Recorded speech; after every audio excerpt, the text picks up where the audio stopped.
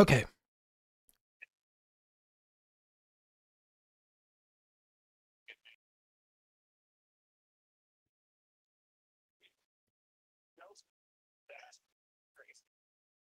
Welcome to the Pipeline Podcast live stream. Today is November 17th, and we're going to be covering another episode of Megyn Kelly. So if you're into that, get excited. It is, I guess I'll read the title. Bombshell would-be Trump assassin reporting attacks on Vance, MTG CNN Apology with Glenn Greenwald. So I guess that's kind of what we're getting into tonight. I picked this episode specifically just because I believe they're going to talk about things that we've been following on the channel. So it looks like they're going to get into how they're going to release the Epstein files tomorrow. A little bit, I hope, at least. They're going to go over how Vance kind of took an America First stance the other day. And then they're also going to go over the new updates on the Trump assassin. Which, if you haven't seen Tucker Carlson's podcast about that, I recommend you watch it. Basically, the FBI kind of downplayed how much they knew about the Trump assassin's online footprint, and everyone's kind of questioning why they would do that. And we'll save it for the episode, so let's just get started and get into it. Very quickly, he dropped it Thursday. I encourage everybody to go. Hey everyone, I'm Megyn Kelly. Welcome to the Megyn Kelly Show and happy Monday. It is the beginning of a big week, our final week on tour for Megyn Kelly Live. Beginning Thursday, we're heading out west with stops in California and Arizona. And we will close our tour Saturday with Walter Kern and a powerful conversation with Erica Kirk in her hometown. Oh, we'll probably cover that if she's doing a live episode with Erica Kirk. In Anaheim, California on Friday, Maureen Callahan, Jillian Michaels, and the Fifth Column.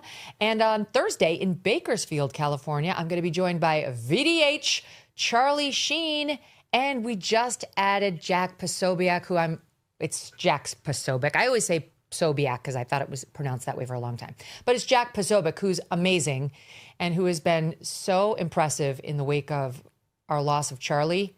I mean, when he stood up there with those rosary beads in his hand at the Charlie Memorial, it was the first moment I actually felt better. Truly, like, I don't even know who that guy is. He's very Catholic and very connected with God, and his faith and renewal of faith in the wake of Charlie and encouragement to the rest of us in this department has been personally inspiring. Anyway, I can't wait to meet him again, to see him and talk to him. Oh, and by the way, Steve Hilton, our pal who's running for governor of California, and last we checked was actually in the lead by one point, is going to swing by again. So go buy tickets for our last 3 stops at megynkelly.com and sign up for a VIP ticket if you would like, so we can meet in person. Cannot wait to see you on the road. This whole tour has been so great. I love seeing you all in person. I said before we launched this that I needed it, and I didn't even know how true that was when I said it. So I hope to see you. Again, it's megynkelly.com. Okay, let's get to the news. Yes, please. 16 months after the attempted assassination of President Donald Trump on the campaign trail in Butler, Pennsylvania, we find out, thanks to new reporting, okay, this just hit in the New York Post via Miranda Devine today, that the man accused of shooting President Trump, then candidate Trump, had a furry fetish and used they, them pronouns. That's basically the update with the Trump assassin. I mean, there's a lot more to it, but that's the really juicy stuff. The question you need to be asking, it's not like, who cares if he was a furry or not? The question you need to be asking is, why didn't the FBI tell us this? It's been, what did she say, 16 months? Because the FBI knew about this as well. So that's kind of why it's important. I mean, this is unbelievable. I'm not talking about the Charlie assassin or his boyfriend. I'm talking about the Trump attempted assassin in Butler, Pennsylvania, had a furry fetish and used they, them pronouns, reports the New York Post. This is just, how many of these are we going to have to see this in? How many times does this have to turn out to be the story? And where did those websites lead him? To whom did those websites lead him? That's one of the questions. So she is kind of half-baked on this issue. She's definitely not up to date, but basically that Trump assassin used to be like super right-wing, and it looks like the FBI had known for a while that he like flip-flopped. He went from like a right-wing extremist to like a like she said, someone that uses they them pronouns and was like into furry stuff. And it looked like he was on the left and started hating on Trump. But she's not like fully up to date on all this. We want answered. And we also have news from Tucker Carlson on this guy's online social media use in a stunning report he dropped on Thursday. We'll get to it. Plus, the Epstein files cause a fresh firestorm inside MAGA with Marjorie Taylor Greene and President Trump, well, breaking up. Joining me now to react to this and more is Pulitzer Prize winning journalist and host of System Update on Rumble, Glenn Greenwald. Don't miss a moment. Subscribe to this about dupe.com. This holiday season, if you have your and dupe can couches, lamps, even you can pay just so easy. You just wear out an image for just type and to on this. Great to see you. So Tucker's documentary on this shooter, Thomas Crooks, was must-see TV. It's only 34 minutes. People can watch it very quickly. He dropped it Thursday. I encourage everybody to go and watch it. And what happened was somebody, according to Tucker, leaked him some leads on this shooter that had never before been unearthed. And we don't know whether they'd been unearthed even by the FBI. And that's a big question. Does the FBI have this stuff and just didn't tell us? Yes, absolutely. So you have to assume the FBI knew everything that Tucker Carlson knew and that other reporter, because the FBI is sophisticated and that's what our tax money goes to. They had to have known all these things about the assassin. The reason they didn't tell the public is the question you should be asking. Like, why would they keep that a secret? Or did the FBI not have any of it? Tucker has outlined this guy's social media use, which was deeply disturbing, and pointed to this guy being very right-wing up until January 2020. Which is true. He was defending Trump. He was very pro-Trump. He also, this is not the right-wing part, happened to be racist. It sounded he was making some, very racially charged posts. And then in January of 2020, it was like a 180. And he started to sound much more like a far left progressive activist. And it escalated more and more and more over time. And I'm going to read you some of these. Okay. So it started with him with posts such as, Okay.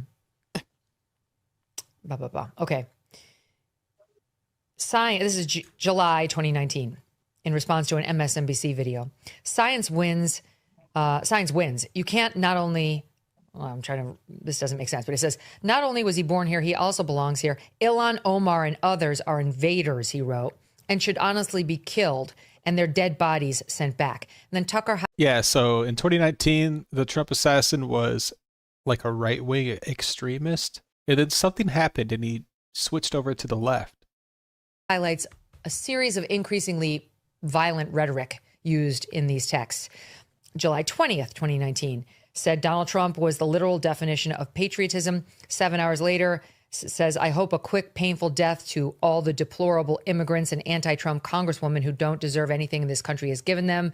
That evening, a separate post. Every one of the Trump-hating Democrats deserve to have their heads chopped off, put on stakes for the world to see what happens when you fuck with America. These continued for months and became increasingly violent in tone.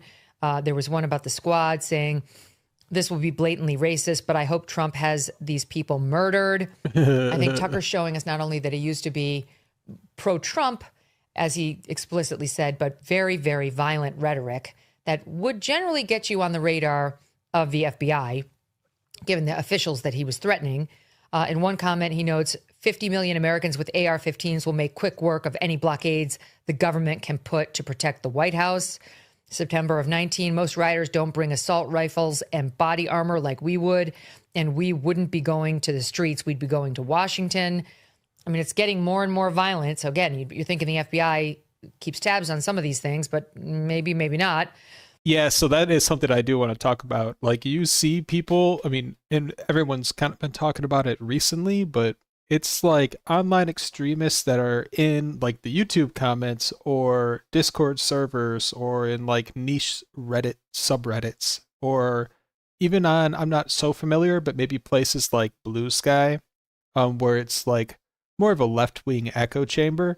You're not going to get an FBI informant in those kind of echo chambers. What the FBI has been doing previously is putting themselves and embedding themselves in with like right wing militias.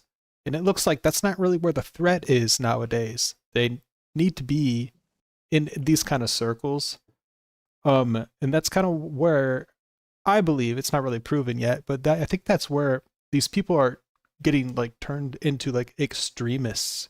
It's these like leftist online echo chambers that go around calling every conservative a racist Nazi pedophile, and then they say shit um like violent stuff, and also like anti-capitalist stuff, like anti-government stuff.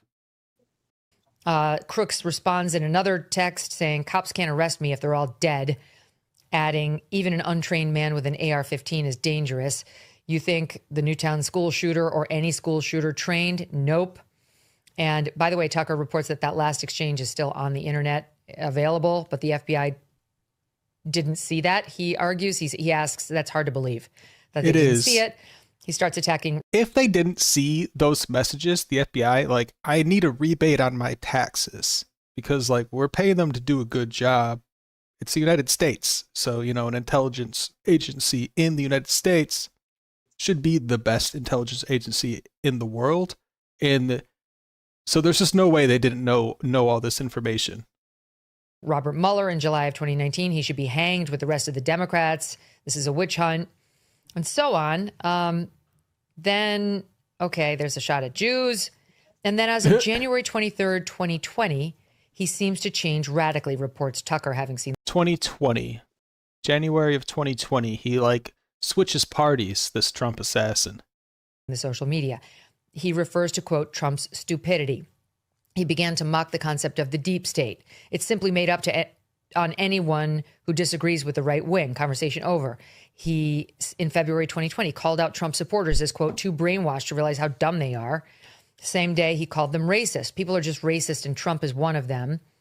In April of 2020, peak phase of the coronavirus lockdown, sometimes public safety comes before your personal rights. Crook became very critical of conservative media.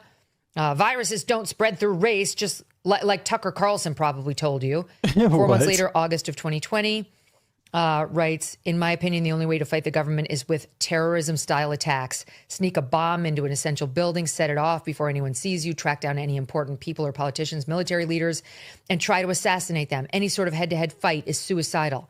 Even ambush. Yeah, it was Tommy Crooks. He was posting this kind of stuff before he tried to kill Trump, and like the FBI didn't even notice, apparently. Or surprise attacks likely aren't going to end well. That was prophetic. And then Tucker introduces this. At this point, after around August of 2020, someone who goes by Willie Tepes, T-E-P-E-S, online. That's the new lead, Willie Tepes. So you got to look into Willie Tepes. That's the new rabbit hole with the Trump assassin. It introduces himself into the Crooks conversation. He started pressuring Crooks to commit violence. For example, quote, if a gun and a badge is all that's needed, then authority obviously comes from that barrel of the gun. We have more guns than they do. There is no way we can avoid a war at this point, so you better just get used to it. We have nothing to lose and everything to win. In another post, the alternative, a global police state, is unacceptable.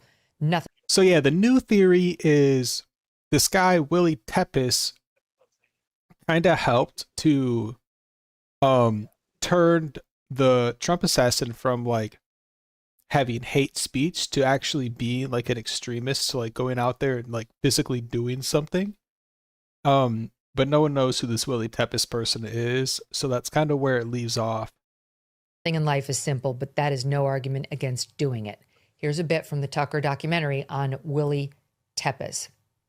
At that point, a new character emerged into the conversation, a user named Willie Tepes, who started pressuring crooks to commit violence. For example, quote, "If a gun and a badge is all that is needed, then authority obviously comes from the barrel of a gun.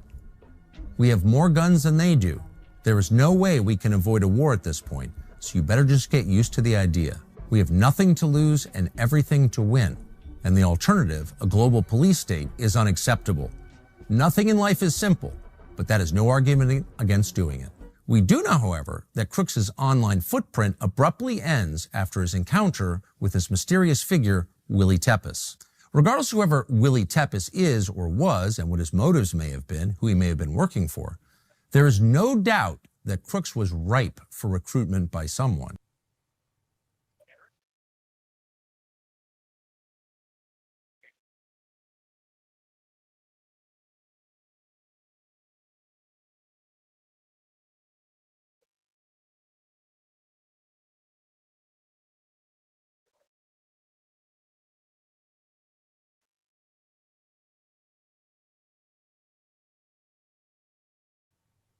Okay, Glenn, after that long intro, forgive me for taking so long on it. What do you make of it? Because the FBI is now on defense, trying to defend the breadth of its investigation, trying to suggest they've done everything one would want them to do, and disputing that Thomas Crooks had much of an online footprint, though they're not specifically denying that these are his.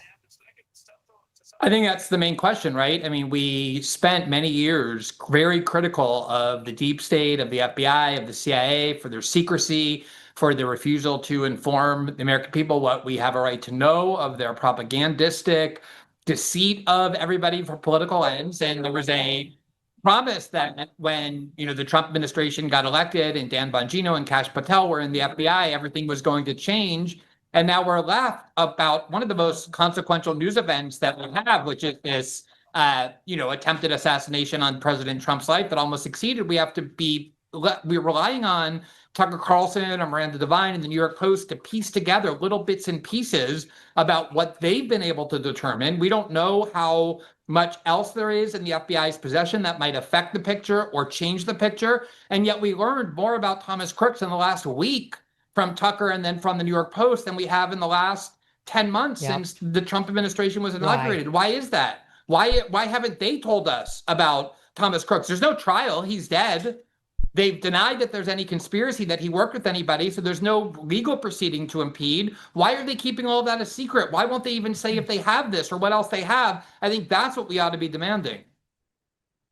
Totally agree. This is very... So yeah, my hot take on it is the FBI totally didn't see this guy's comments, like the Trump assassin, like was never on the FBI's radar, and he ends up trying to kill President Trump. The FBI does an investigation, realizes this guy should have been spotted. I mean, he was just like so active online with like very violent rhetoric that maybe it's possible they were embarrassed that they did a bad job, and that's why they've kind of like locked the lid on the investigation and you're not hearing much. That's like a basic level conspiracy, and it could be what happened. But this is now a developing story that we're definitely going to follow on the Pipeline podcast. So hopefully we get some updates. Very odd that just now Tucker comes out with this information. Miranda Devine, I don't know. I have no idea, Glenn. My suspicion is that Tucker dropped this bomb on Thursday. The FBI was defending itself, over the weekend since Thursday. Yeah, and the FBI is ripe to defend themselves right now. So someone or some organization called out Kash Patel's girlfriend, and they were saying she's an Israel honeypot, which is kind of slander, even though you could possibly make a connection there.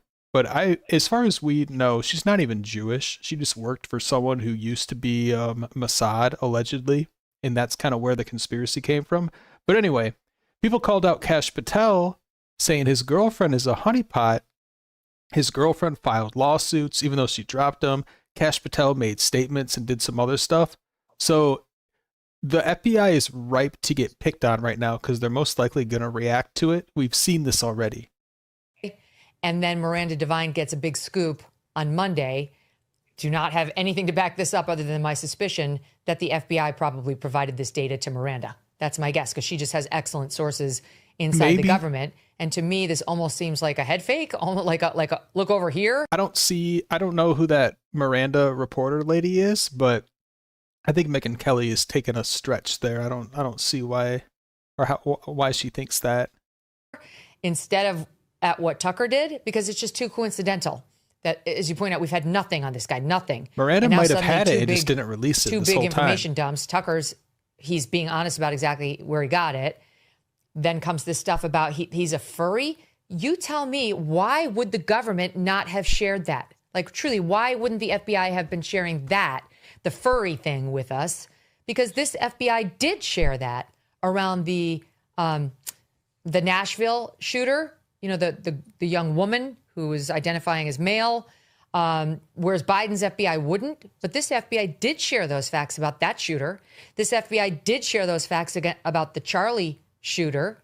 So I'm a little confused as to what may be going on. She asked a good question. I don't know the answer, but I will say Trump's administration is supposed to be the most transparent presidential administration. So the FBI should have let the public know that the Trump assassin was a furry. Behind the scenes.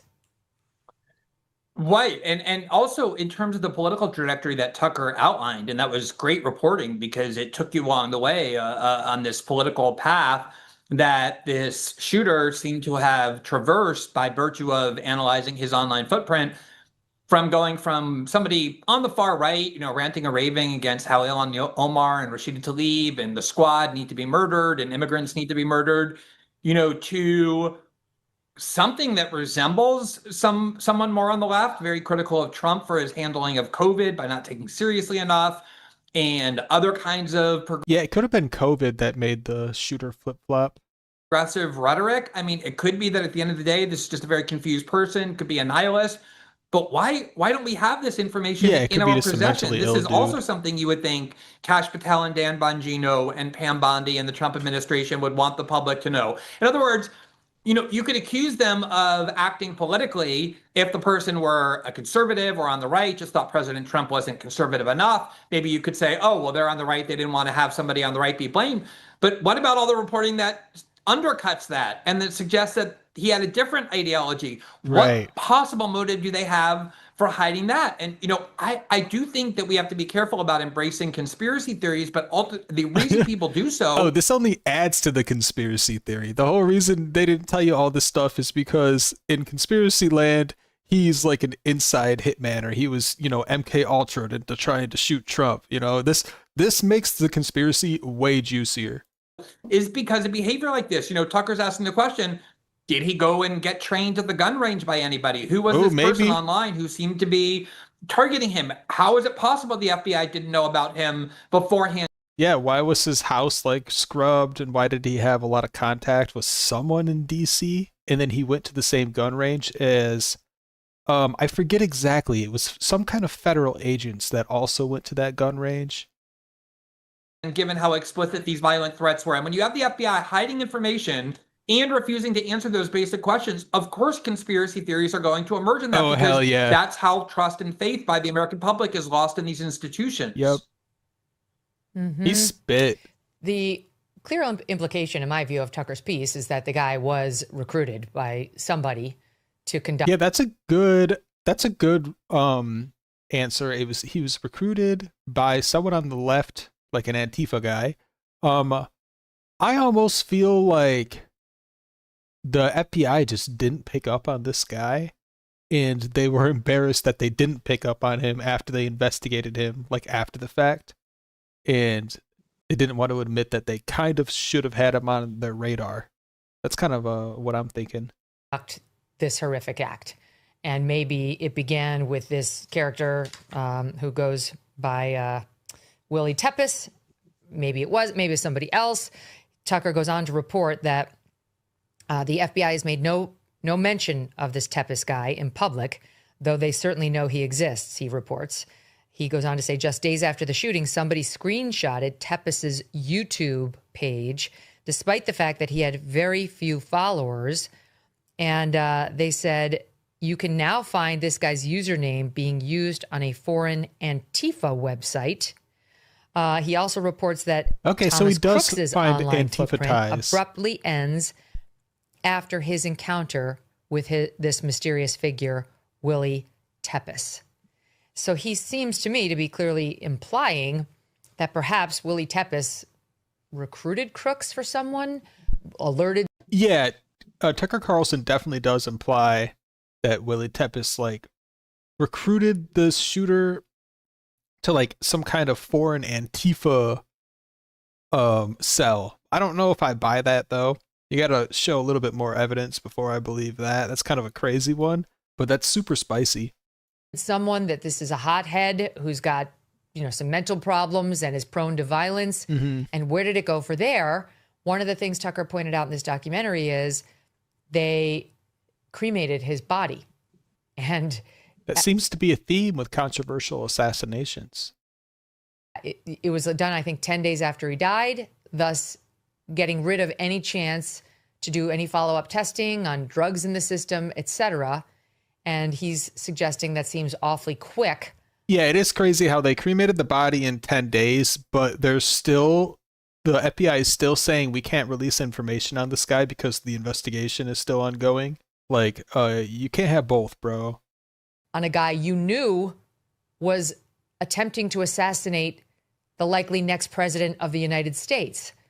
I don't know, Glenn. This whole thing stinks. I mean, Susan Crabtree, who I really trust, she reports for Real Clear Politics, and she covers the Secret Service for them. She's a totally above board reporter. And she responded as follows. Crooks was on YouTube threatening to kill government officials, and he was called out for it by another user, which is true. She says, why didn't the FBI find these posts? Why hasn't this ever been released? Why don't we know who that user is who called him out? That person should at least be considered a hero, she says. And then she writes, the FBI was stonewalling Senator Ron Johnson and Senator Rand Paul's staff as of the 1-year anniversary of Butler. This is her story. Like, she's the one who broke all the big news on the Secret Service around Butler. And she says the FBI was stonewalling 2 Senate offices as of the 1-year anniversary of Butler. Both Senate offices stated.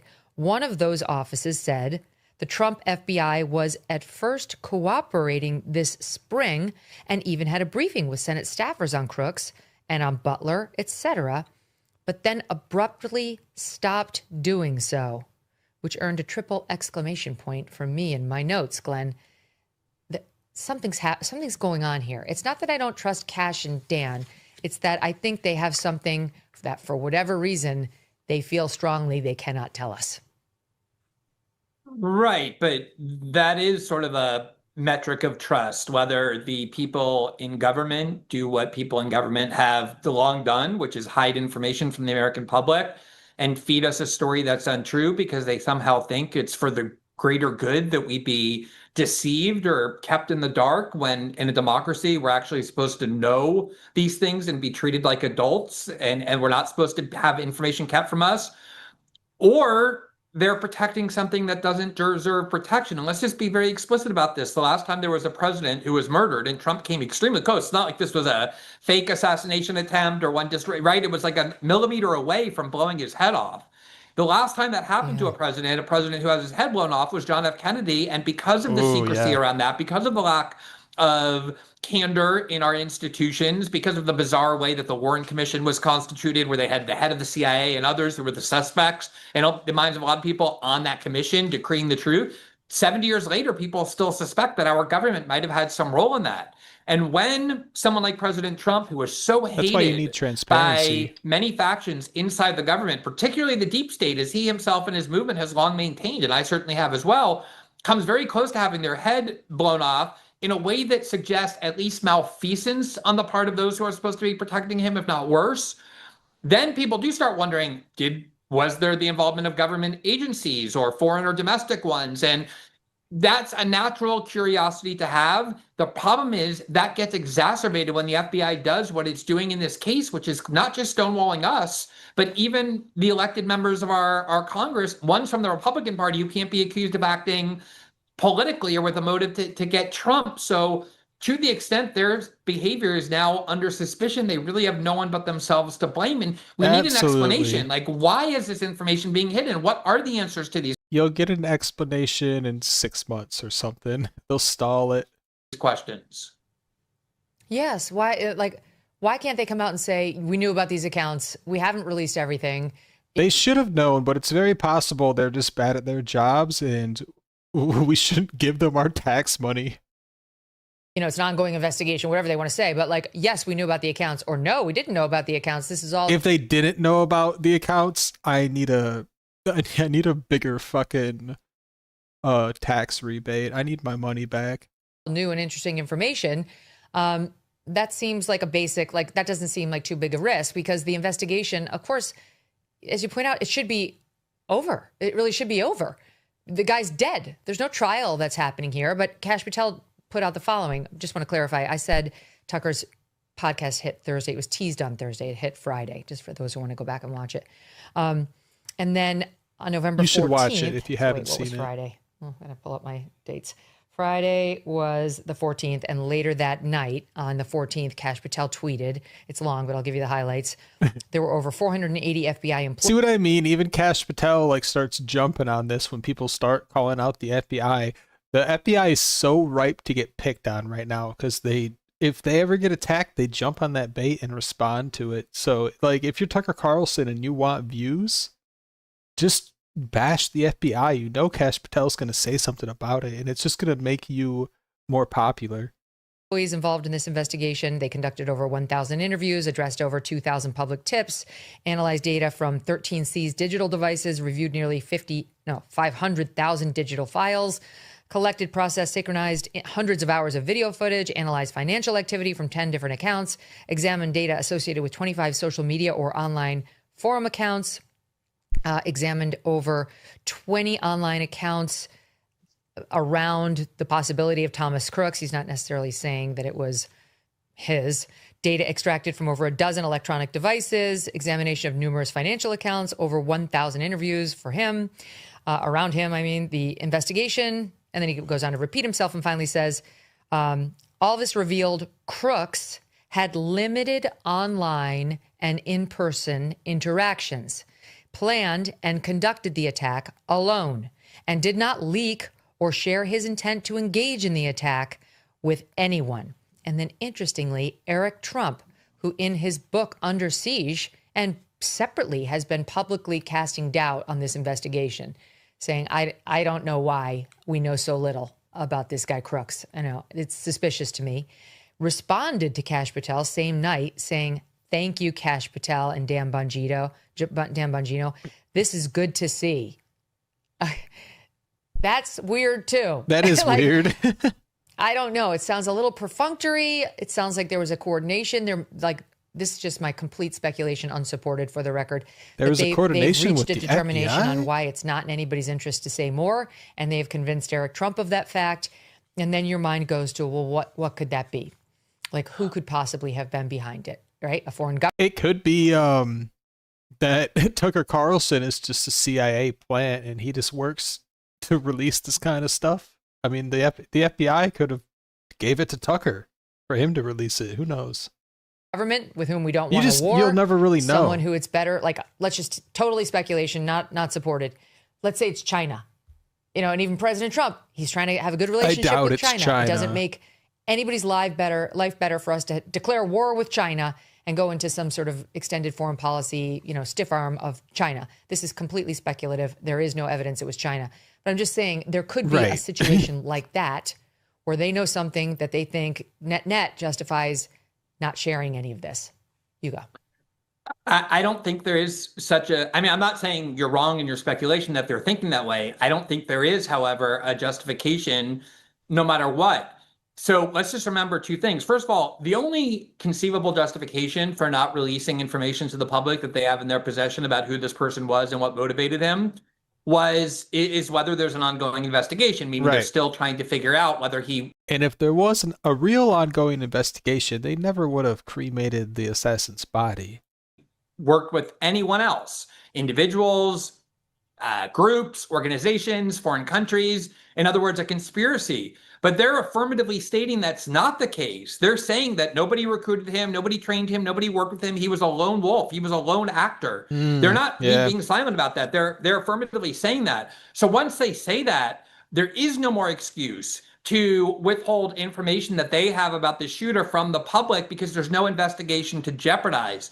The other thing that I find very disturbing, Megyn, and Tucker alluded to this in his report, is that throughout 2024, we were constantly hearing leaks at the same time that there were a lot of people trying to agitate for a war with Iran, that the Iranian government was behind these assassination plots, that the Iranian government was trying to assassinate Trump. And yeah, I believe that's all just propaganda. Anytime you hear that the Iranian government is going to have nukes in 3 months, or the Iranian government is planning terrorist attacks on Halloween, or the Iranian government's trying to assassinate someone, I really believe 99% of that is all propaganda.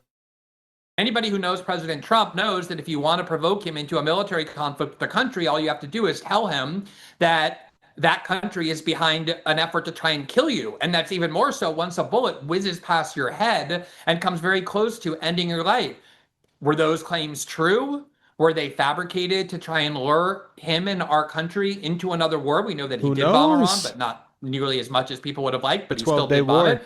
That's why there's a lot of important questions surrounding this. And while it may be true that Kash Patel and Dan Bongino and others in the government think it's somehow best that, like children, we just not be exposed to unpleasant facts. So you do have to think about that at the time the investigation was started, it was Biden's FBI. So Trump was still campaigning when the assassin tried to kill Trump. So it really is possible the FBI just did a bad investigation, and then the current FBI doesn't want to shit on the FBI by saying they did a bad investigation. It really is possible. That's more likely than what Megyn Kelly was saying, that it was China. That's not how our country is supposed to work. Absent some extremely compelling reason, namely protecting the innocent or exposing sources or impeding an investigation, none of which they're saying is true, we have an absolute right to these answers. Yeah, we do. We have a right to them. That's the galling part. We do have a right to them. This is our... I mean, we don't. The FBI could tell us whatever they want, but Trump's administration is supposed to be the most transparent administration. So if that's the case, then yeah, tell us what you know, FBI. Country. Like anybody who's running the country, or whether it's at the congressional level or even in the White House, is temporary. They're there temporarily, and we're grateful for their service, but it's our country, and we have a right to know. We have future generations who are going to run for these offices, who should know what the risks are, who should know who our enemies are. Sure. There's all sorts of reasons why these things are in the public eye and in the public interest, and we deserve disclosure on them. As you point out, the JFK assassination happened before either one of us was born. And still, you can't go 12 months without having big breaking news on that assassination. I do want to spend a minute on the Miranda Devine reporting from the New York Post. She writes as follows: Thomas Crooks appears to have been interested in, quote, furries. For the listening audience, I think we know what this is now, but just in case, we have new people. A furry is like a person who identifies as some sort of... We know what furries are. Animal, and they wear animal costumes. They're like half human, half animals, and it's a sexual fetish for most. I suppose there's some small contingent for whom it does not have a sexual element, but... This is unrelated, but it's so fun to watch people like Megyn Kelly and Tucker Carlson that are really getting into this like online culture. That she's explaining, Megyn Kelly right now is explaining to the viewers of her show, which are probably mostly like older white women, what a furry is, in case they don't know. This is so funny to watch.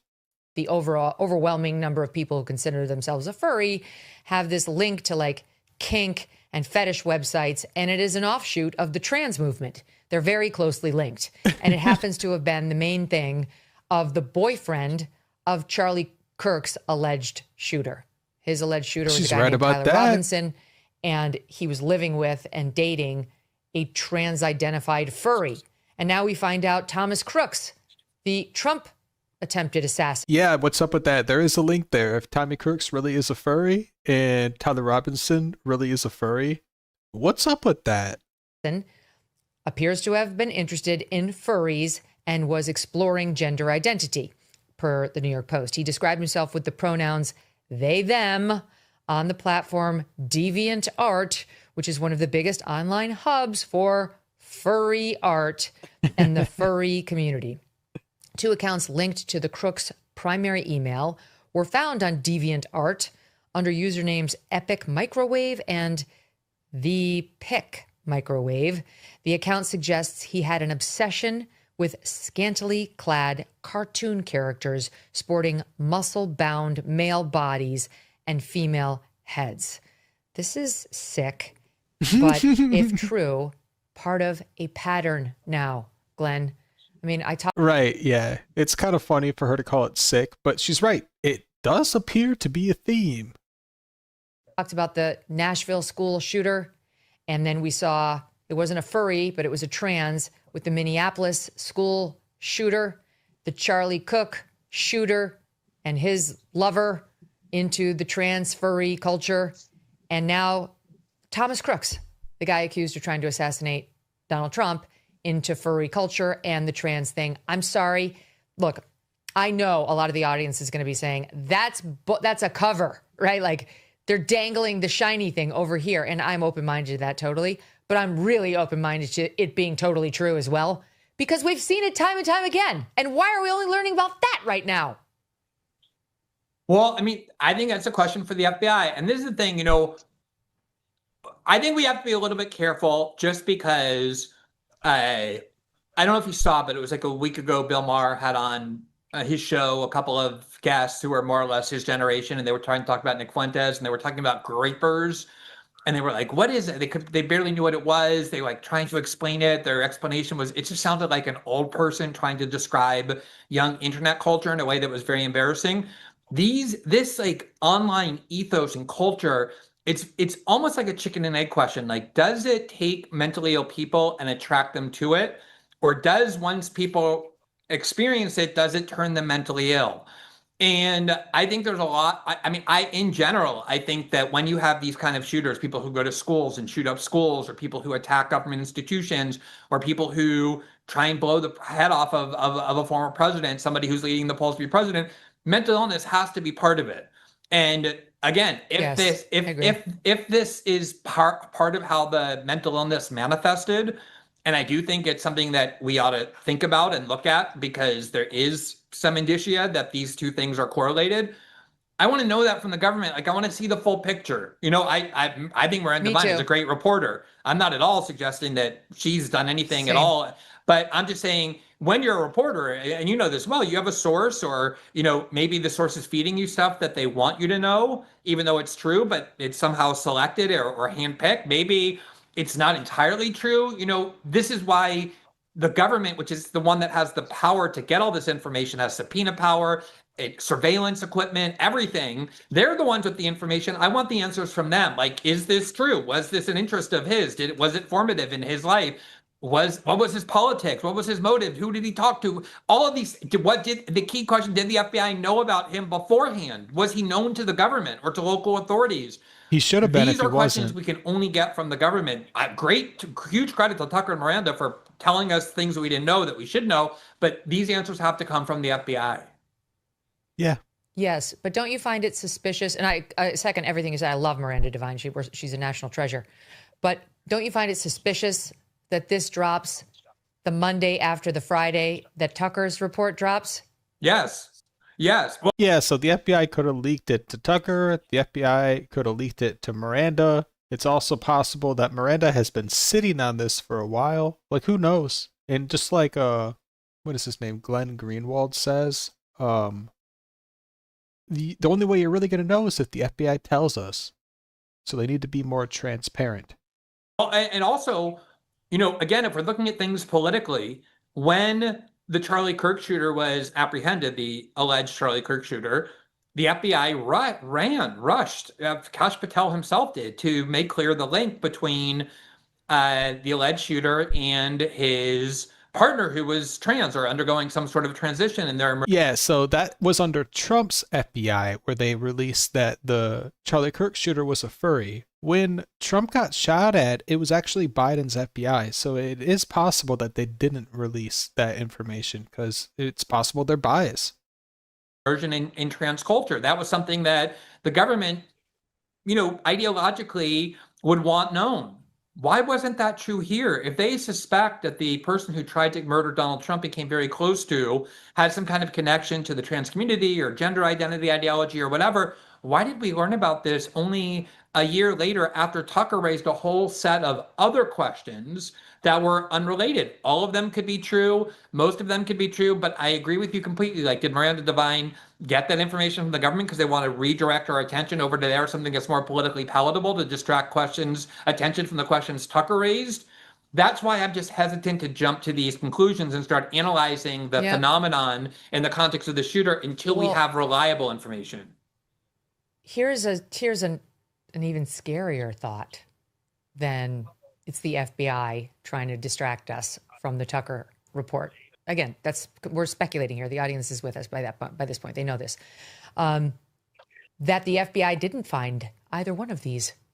Like, to me, that's even scarier that they didn't find this, because Miranda describes her reporting as based on, quote, an enterprising source who uncovered Crooks's hidden digital footprint. Now, Tucker did not have any of this in his Friday report. There was nothing about trans furry culture.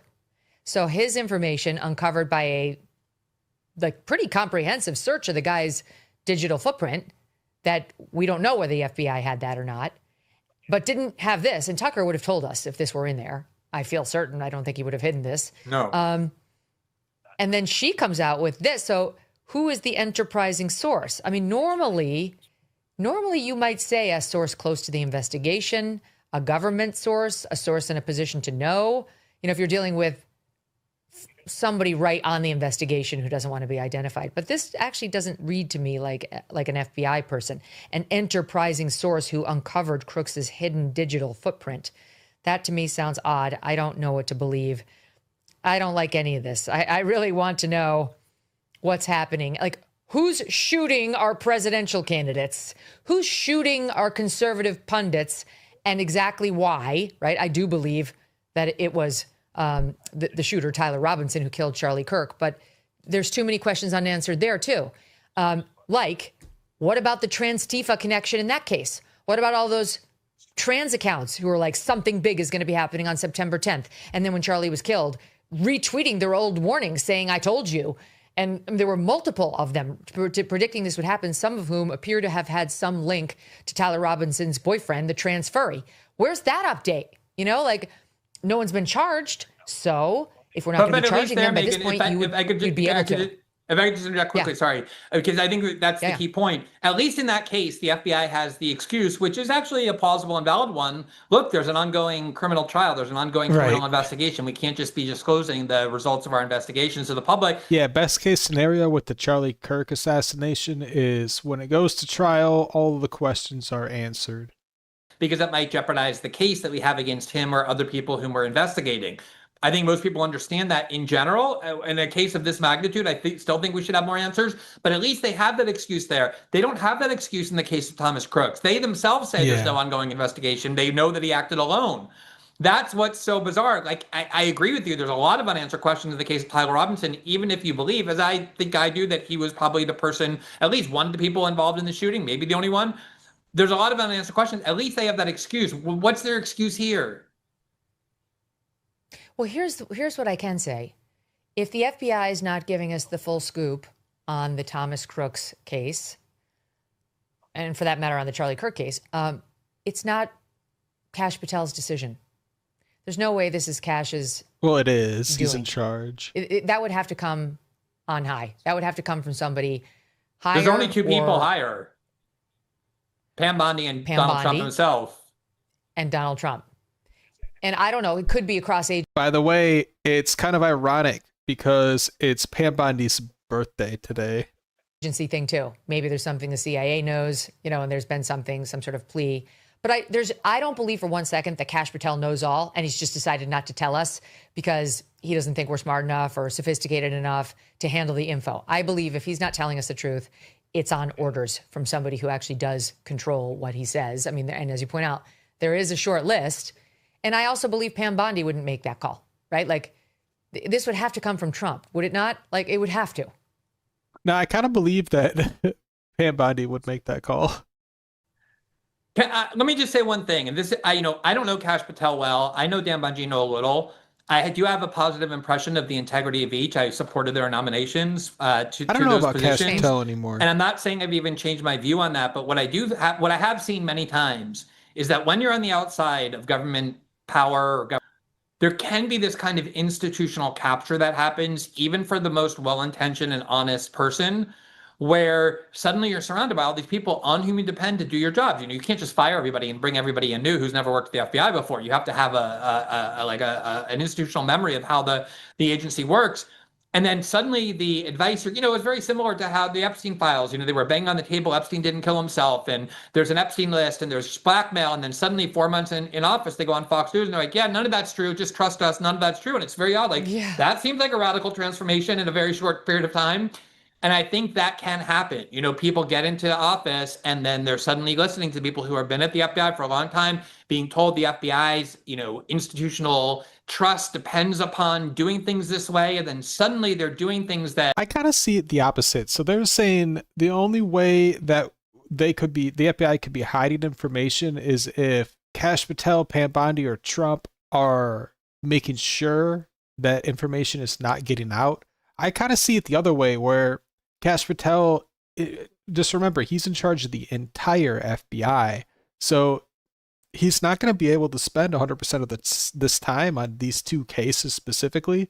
So it's possible some person in the FBI is in charge of this case.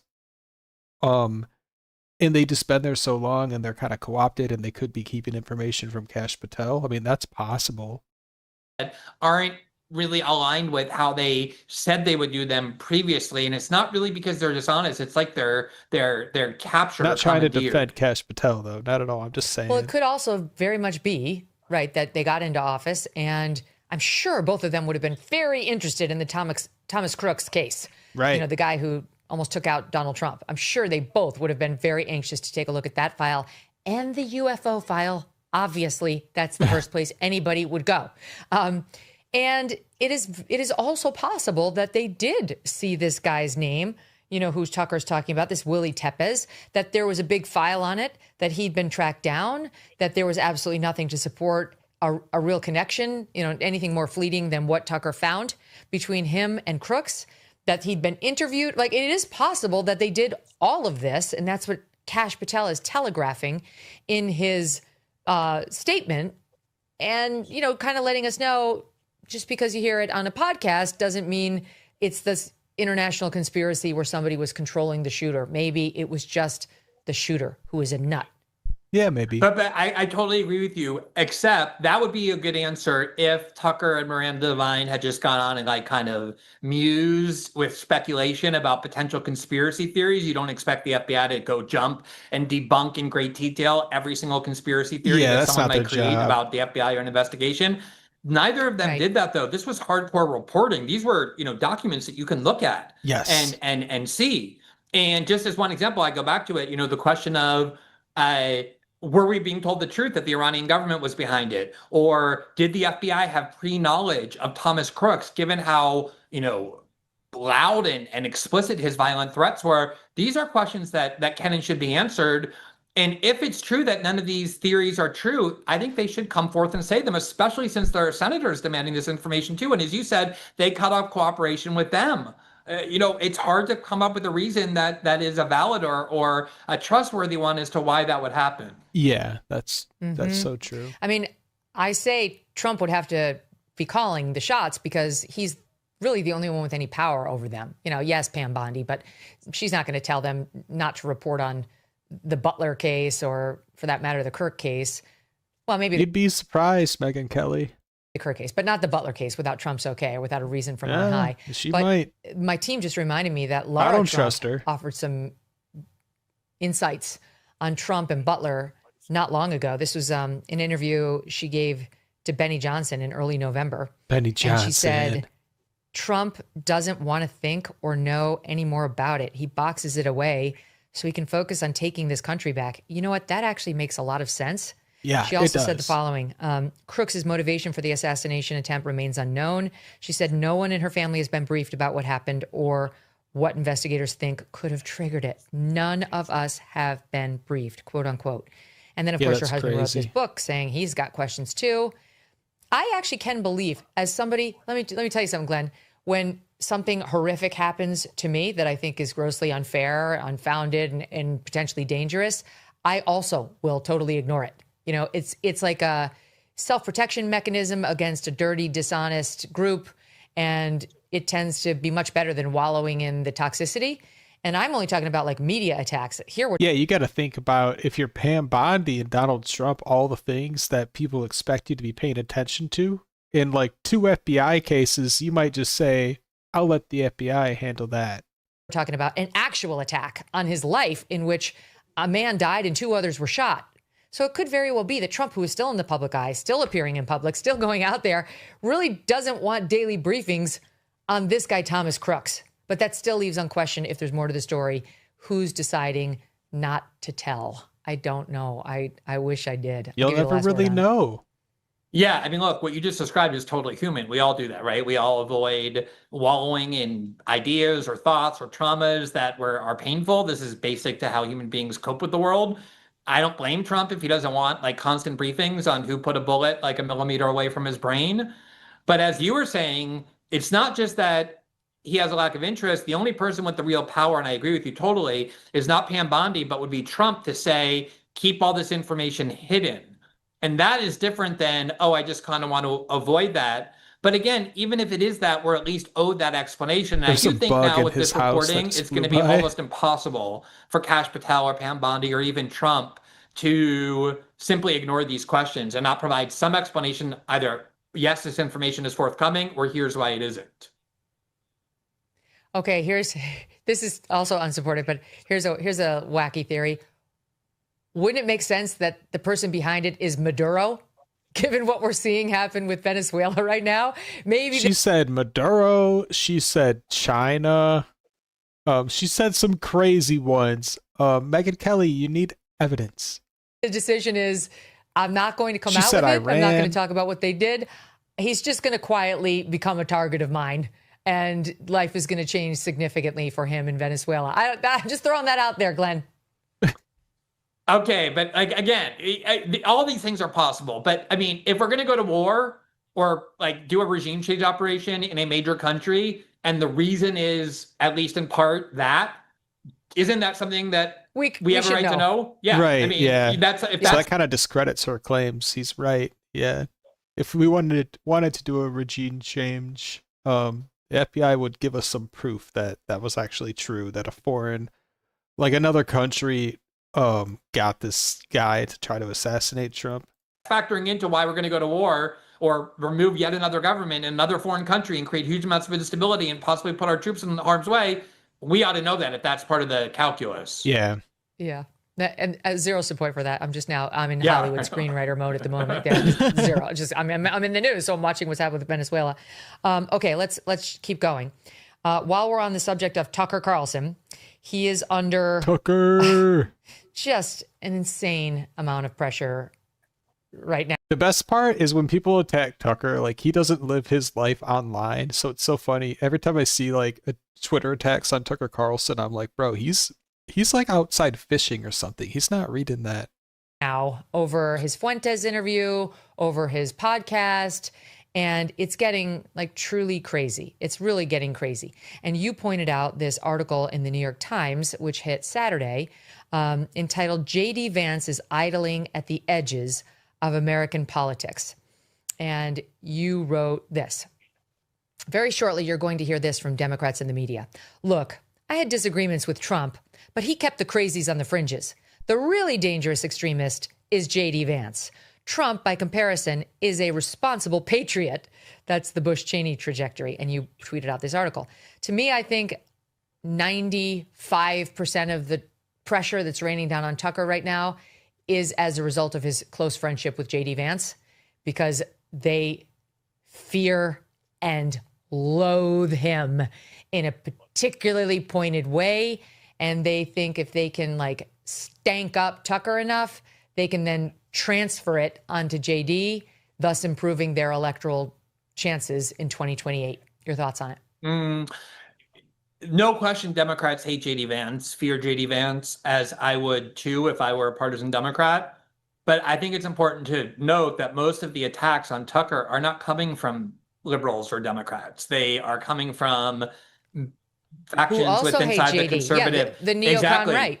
Exactly. And that, I mean, if it were just the, liberals and Democrats, it wouldn't matter. Tucker wouldn't even bat an eye. It wouldn't, it's when it comes from your own movement inside your own faction in your own party when it really becomes something quite notable and difficult to navigate.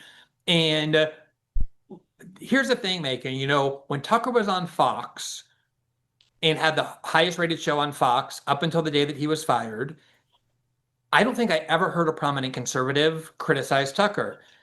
Probably not because they didn't disagree with him. I'm sure they did, but because he was so popular that nobody would. Personally, I don't care about Tucker getting attacked right now because he was very much aware that's what was going to happen. In fact, when Tucker was fired, I think people have forgotten this, there were a bunch of members of the Senate, Republicans in the Senate, who ran to Politico and said how happy they were that Tucker was gone because now they could more easily fund the war in Ukraine, which Tucker was a major voice in opposing. And they all did it, though, anonymously. These are members of the Senate who wanted to criticize Tucker and say how happy they were gone, but only did so anonymously. So that shows his power within the conservative movement. The only thing that has changed... Yeah, you don't need to explain Tucker's power in the conservative movement. He, like, when he was on Fox, he had the most popular TV show, and now he's, like, only gained popularity with the right after he got fired from Fox. Is that since October 7th, like a lot of people, he's begun to focus on the relationship with the United States and Israel, questioning why we give them so much money, why we pay for their... I don't really think he's even focusing on that. It's just he's focusing on what's best for the American people. And when you ask that question, for some reason, Israel pops up a lot when you start looking into it. Wars, why we deploy our military to protect Israel in their wars, why are politicians constantly going there, why we're introducing censorship regimes and laws inside the United States to protect this foreign country. That's the only thing that's different between the Tucker of now and the Tucker of then. And so this concern... It's that he doesn't support the neocons anymore. That's the difference. And an intense campaign to destroy Tucker, and I agree absolutely by proxy to try and either get JD Vance to renounce Tucker or present him with the choice, renounce Tucker or be destroyed with him, is all about demanding that JD Vance embrace the neocon ideology in general and their love and support and loyalty to Israel in particular, because there's no other way to isolate or understand these attacks on Tucker except by reference to that. Now, you are as good a witness as I could find on this issue. I have explained to, I have many Jewish friends who have questions about Tucker's coverage and whether, he's sort of turned into an anti-Semite. And I tell them all, absolutely not. I know Tucker very well, and he is not an anti-Semite. And he is not pro-Israel. He's not a big fan of Israel. And he's definitely not a fan of Netanyahu. But some of them say, well, I think it's beyond that. And I ask them all the same thing, Glenn. If you go back pre-10/7, do you remember Tucker being a leading Israel critic? Like, I remember you being an Israel critic. You're not anti-Semitic, but that was an issue that you definitely talked a lot about. Did Tucker? No, he didn't. Never. Tucker was, I don't know if he likes the word isolationist or not, but he was definitely sort of becoming the face of the isolationist right. And he had interviews. I remember the one he did with Viktor Orban in Hungary, and like they talked all about it. And then he was constantly saying, like, why would our kids have to go and fight this battle? Why are we being so bellicose about this particular issue? He's very hot against the Ukraine thing. He didn't want us to get dragged into that. That was long before 10/7. Yeah, Ukraine and then when can turn into 10/7 World War happened, III. he was like, I don't want to be involved in that one either. And that happened to be a very close ally that we felt was like getting us closer and closer to conflict. And then indeed, actually in conflict with Iran, which Tucker was against openly.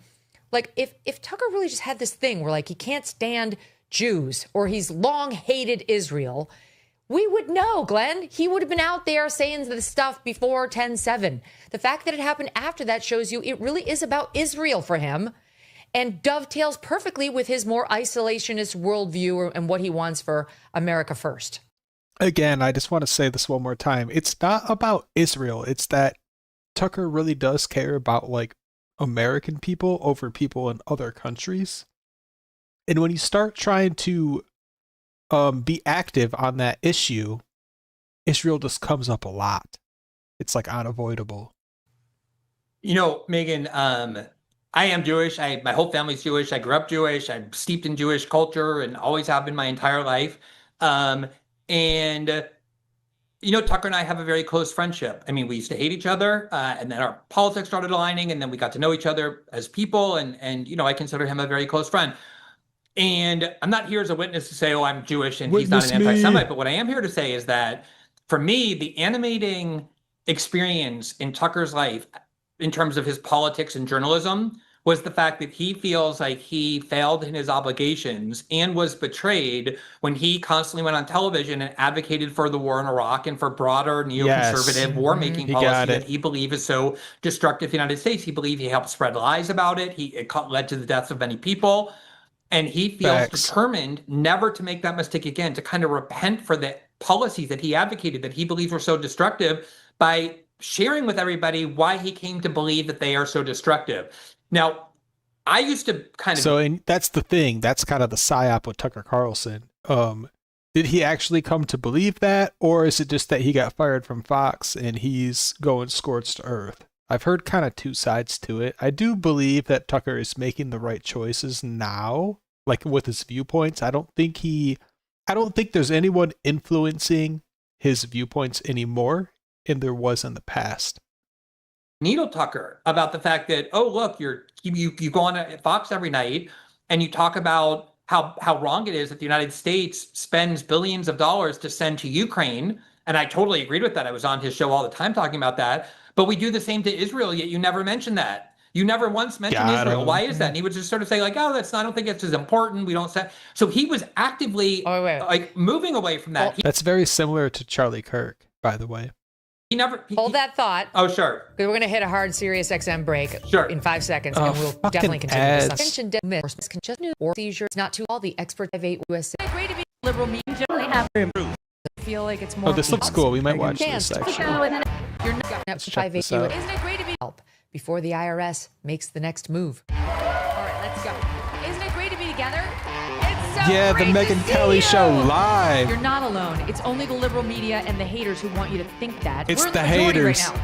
We're from Chicago. We flew in just for this. I was like, we have to go. And then after what happened to Charlie, I'm like, we definitely I love have this to go. hype Don't video. miss your last chance to be part of the Megyn Kelly Live tour. It's a Megyn very Kelly Live important tour. time in our country, Megyn. Stand firmly. Do not waver on the truth. Next stops, Bakersfield, Anaheim, and the grand finale in Glendale, Arizona, featuring special guest Erica Kirk. Erica I Kirk. really genuinely feel like it's more important right now than ever, you know, for all the reasons. And it took courage for all of you to come. The biggest thing we can do is be unafraid. So go get your tickets right now before they sell out. Love MegynKelly.com. Presented by Y Refi and Get him, Sirius Megyn XM. Kelly. Hell yeah, get him. So we were in the midst of discussing JD Vance, Tucker Carlson, and the attempt to take them both out, one via the other, or they'd settle for just getting rid of Tucker or just rid of JD. But if they can do it all in one fell swoop, so much the better, Glenn. Yeah, you know, what's so interesting, Megyn, and we were talking about Tucker and how he never talked about Israel until October 7th, kind of a weird anti-Semitic obsessive, somebody who never talked about Israel until it was basically required when it was front and center in our politics. And I've joked with him many times that whenever he does talk about Israel, he constantly, even in private, will say, I kind of think it was obvious that Tucker Carlson was taking a not pro-Israel stance. But as far as JD Vance goes, I think JD Vance was sitting right in the middle for as long as he possibly could. But eventually he did subtly make a stance. An America First stance, by the way, in case you're unaware. I have nothing against Israel. I visited Israel many times. I have a lot of friends who love Israel, who are Jewish. I mean, he's worked around and with Jews. He's had friends who are Jews his whole life. What's going on here is that the tactic that every conservative I know abhorred when it was used by liberals and the left for so many years, namely screaming racist and bigot or homophobe or transphobe or misogynist or whatever, as a way of destroying somebody's reputation who disagrees with you and shutting down debate, is exactly the tactic that is used when it comes to what ought to be our very rational and open conversation about our foreign policy with any country in the world, including this one, Israel. But instead, it's always supplanted with screaming anti-Semite and bigot at people and demanding they be destroyed and deplatformed, and you have to disassociate yourself with them as though they're racist. I thought that's what the conservative movement was against. And yet you see these neocons within the conservative movement doing it. Now they're saying, oh, no one's asking for Tucker to be canceled. It's like, okay, you're not asking for him to be canceled because he cannot be. Okay, he can't. You're just asking for him to be neutralized. Like there's a difference. He's independent and he's going to be out there on these podcast feeds, whether you like it or not. His subscriber numbers have only gone up, reports the New York Times, since the whole Fuentes controversy. So this isn't hurting him as badly as they'd like it to be. But they do want him kicked out of polite circles. They do want him delegitimized. That's the new thing, Glenn. They want him banned from CPAC and not allowed to go to any more TPUSA events, stuff like that. Anything mainstream, they want him out, just like Nick Fuentes. And there kind of seems to be a theme. Why is like the establishment right attacking these figures like Dave Smith, Tucker Carlson, Candace Owens, Nick Fuentes? They all have something similar. It's that they've critiqued Israel. That's the theme here. Right? Like, that's why there's all this pressure on me and others to like say he's terrible or not platform him or, join on board as one of his bullies or we'll bully you too. The answer is no. I don't care what you do. I don't care what kind of non-controversies you try to blow into something that's a death knell to me in my career. It's not going to happen. And they're starting to realize that because those of us who are independent are just going to keep being independent and plugging in our microphones, and people will have access to us whether they like it or not. So It's no defense to say, we're not trying to have him canceled. Yeah, you don't need to go to CPAC to be popular anymore. You can just make a Twitter account or like a YouTube channel. That's all it takes, as long as you know what you're talking about. We're not anti-free speech. Yes, they are. They're trying to make him untouchable. And Megyn, you're the best proof of that. And I don't mean to hold you up as the example, but proof of that? I don't know about that. I've talked no about foreign policy with you many times, including Israel adjacent issues. And as you said, I'm a longtime critic of Israel. And you and I see most of those issues differently. You've been a longtime supporter of Israel. You still are. You oftentimes, not always, but oftentimes find yourself on the side of the pro-Israel faction when it comes to these debates. You've started questioning a little bit more, but in general, that is where you're situated. So then why is it that you're now grouped in as one of their enemies who they're trying to destroy?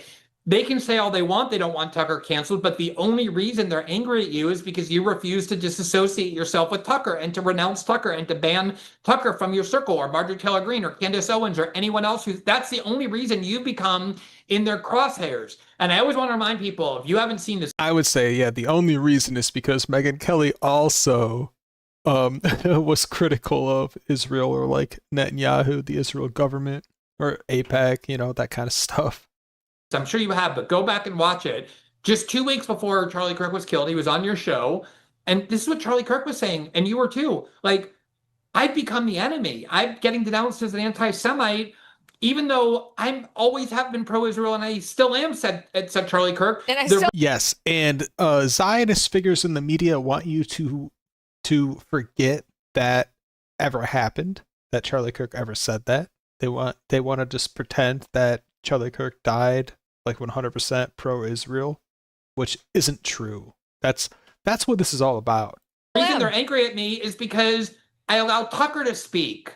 Like, how are you going to be in conservative media? How are you going to be in conservative politics and disassociate yourself with everybody who has questions about the U.S. relationship with Israel or criticize Israel when, especially for Charlie, who represented young people, but conservatives in general, polls show there's a huge opening now where conservatives are opposed to Israel or questioning the U.S. You cannot cut off everybody who has that view, or you'll only be talking to Mark Levin and Ben Shapiro every day. No, nor do I want to. Oh, that's nor do I want to. Right. While I don't really share that worldview, as you know, as you pointed out, like I have different feelings about Israel, and in general, I'm very supportive of it, and I do see it as an important ally. And I realize a lot of people disagree with me on this, but I am not dismissive of or somebody who doesn't want to make room in conservative circles for the debate about this topic. I think it's actually a really important debate. And, you know, especially given everything that's happened over the past couple of years, why can't there be room in the Conservative Party for people to disagree on this and to make the case that, no, we are too close with Israel and it's dangerous for us and our kids? That is a totally legitimate worldview. You may totally disagree with it, and that's great. I'm kind of more on that side, right? But I am listening. It's not true that I haven't had any doubts about Israel, but I'm allowed to have my doubts. It's just like, it's been so crazy. You know, crazy Mark Levin, he was out there. Crazy I can't Mark find Levin. it. I put it on my phone, but now I can't find it. But he was literally out there, Glenn. Tucker ran this soundbite on his show, calling me, among others, calling me an anti-Semite, a Nazi, That's what they do. Once you get labeled a Nazi, it's a lot easier for an extremist to do something dangerous to you. Because that's kind of how they justify it. They say, you know, if I saw a real Nazi in the street, like, I would go up and punch him. And so when someone like Mark Levin labels you as a Nazi, it really does set a target on your back. And it's dangerous. You know, you have freedom of speech. You're allowed to say those kind of things, but people need to understand the implications that it is very dangerous. Neo-Nazi and saying, I want Jews killed. I don't really respond to him. He's really, truly, he's gone crazy. But obviously, what I really wanted to say, if I were going to engage with Mark Levin, was please list all of my anti-Israel comments. I'll wait. Like, please list them all.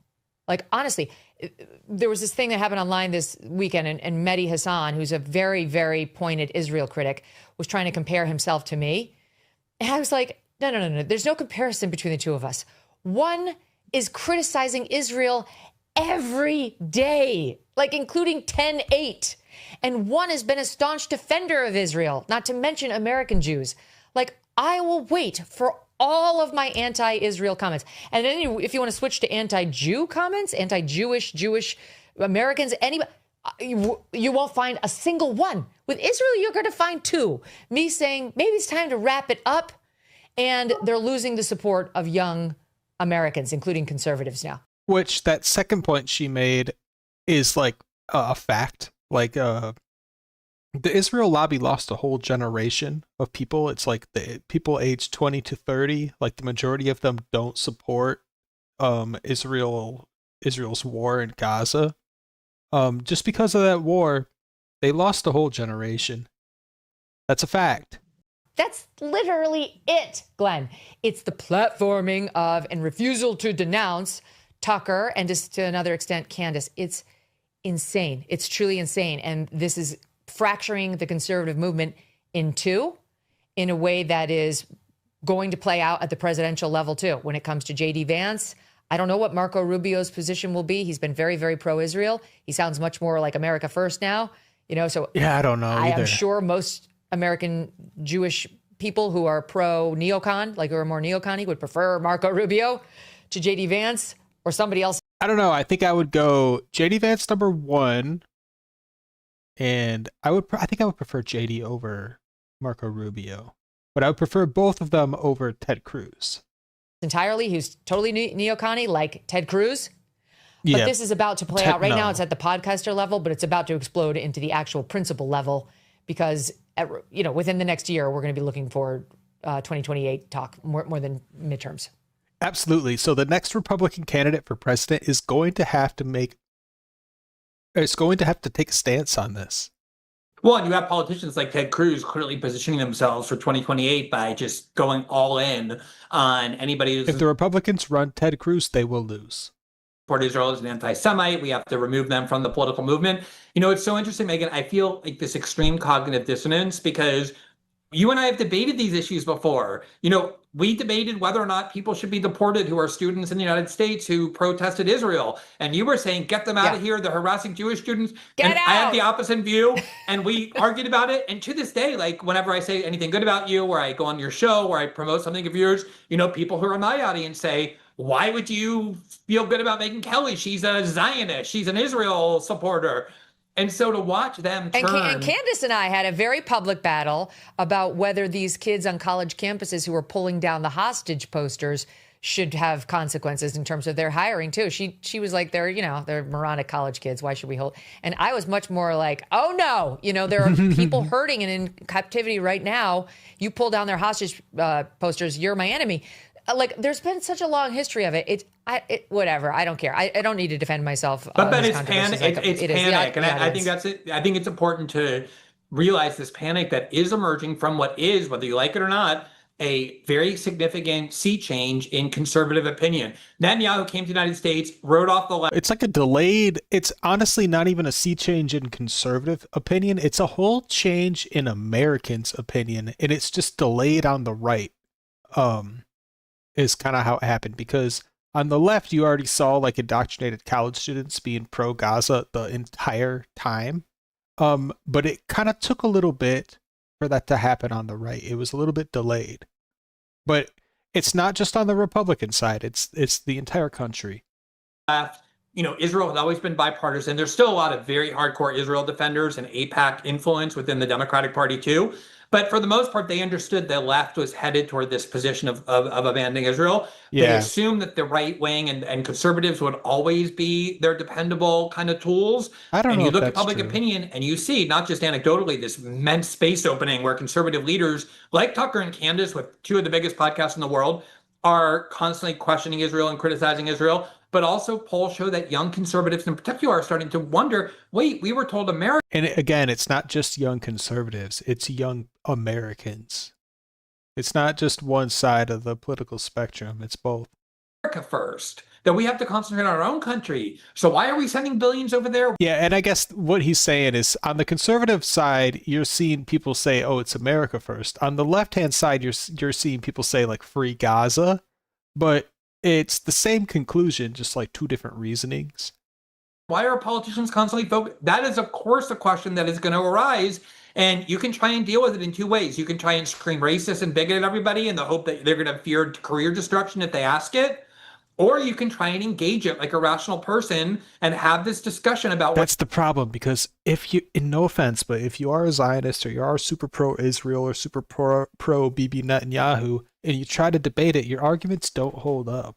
They really don't. And that's why we haven't seen, like, if we saw someone that really had a good argument for this war in Gaza and could really justify it and could debate it, people would get behind that. But there isn't an argument for it.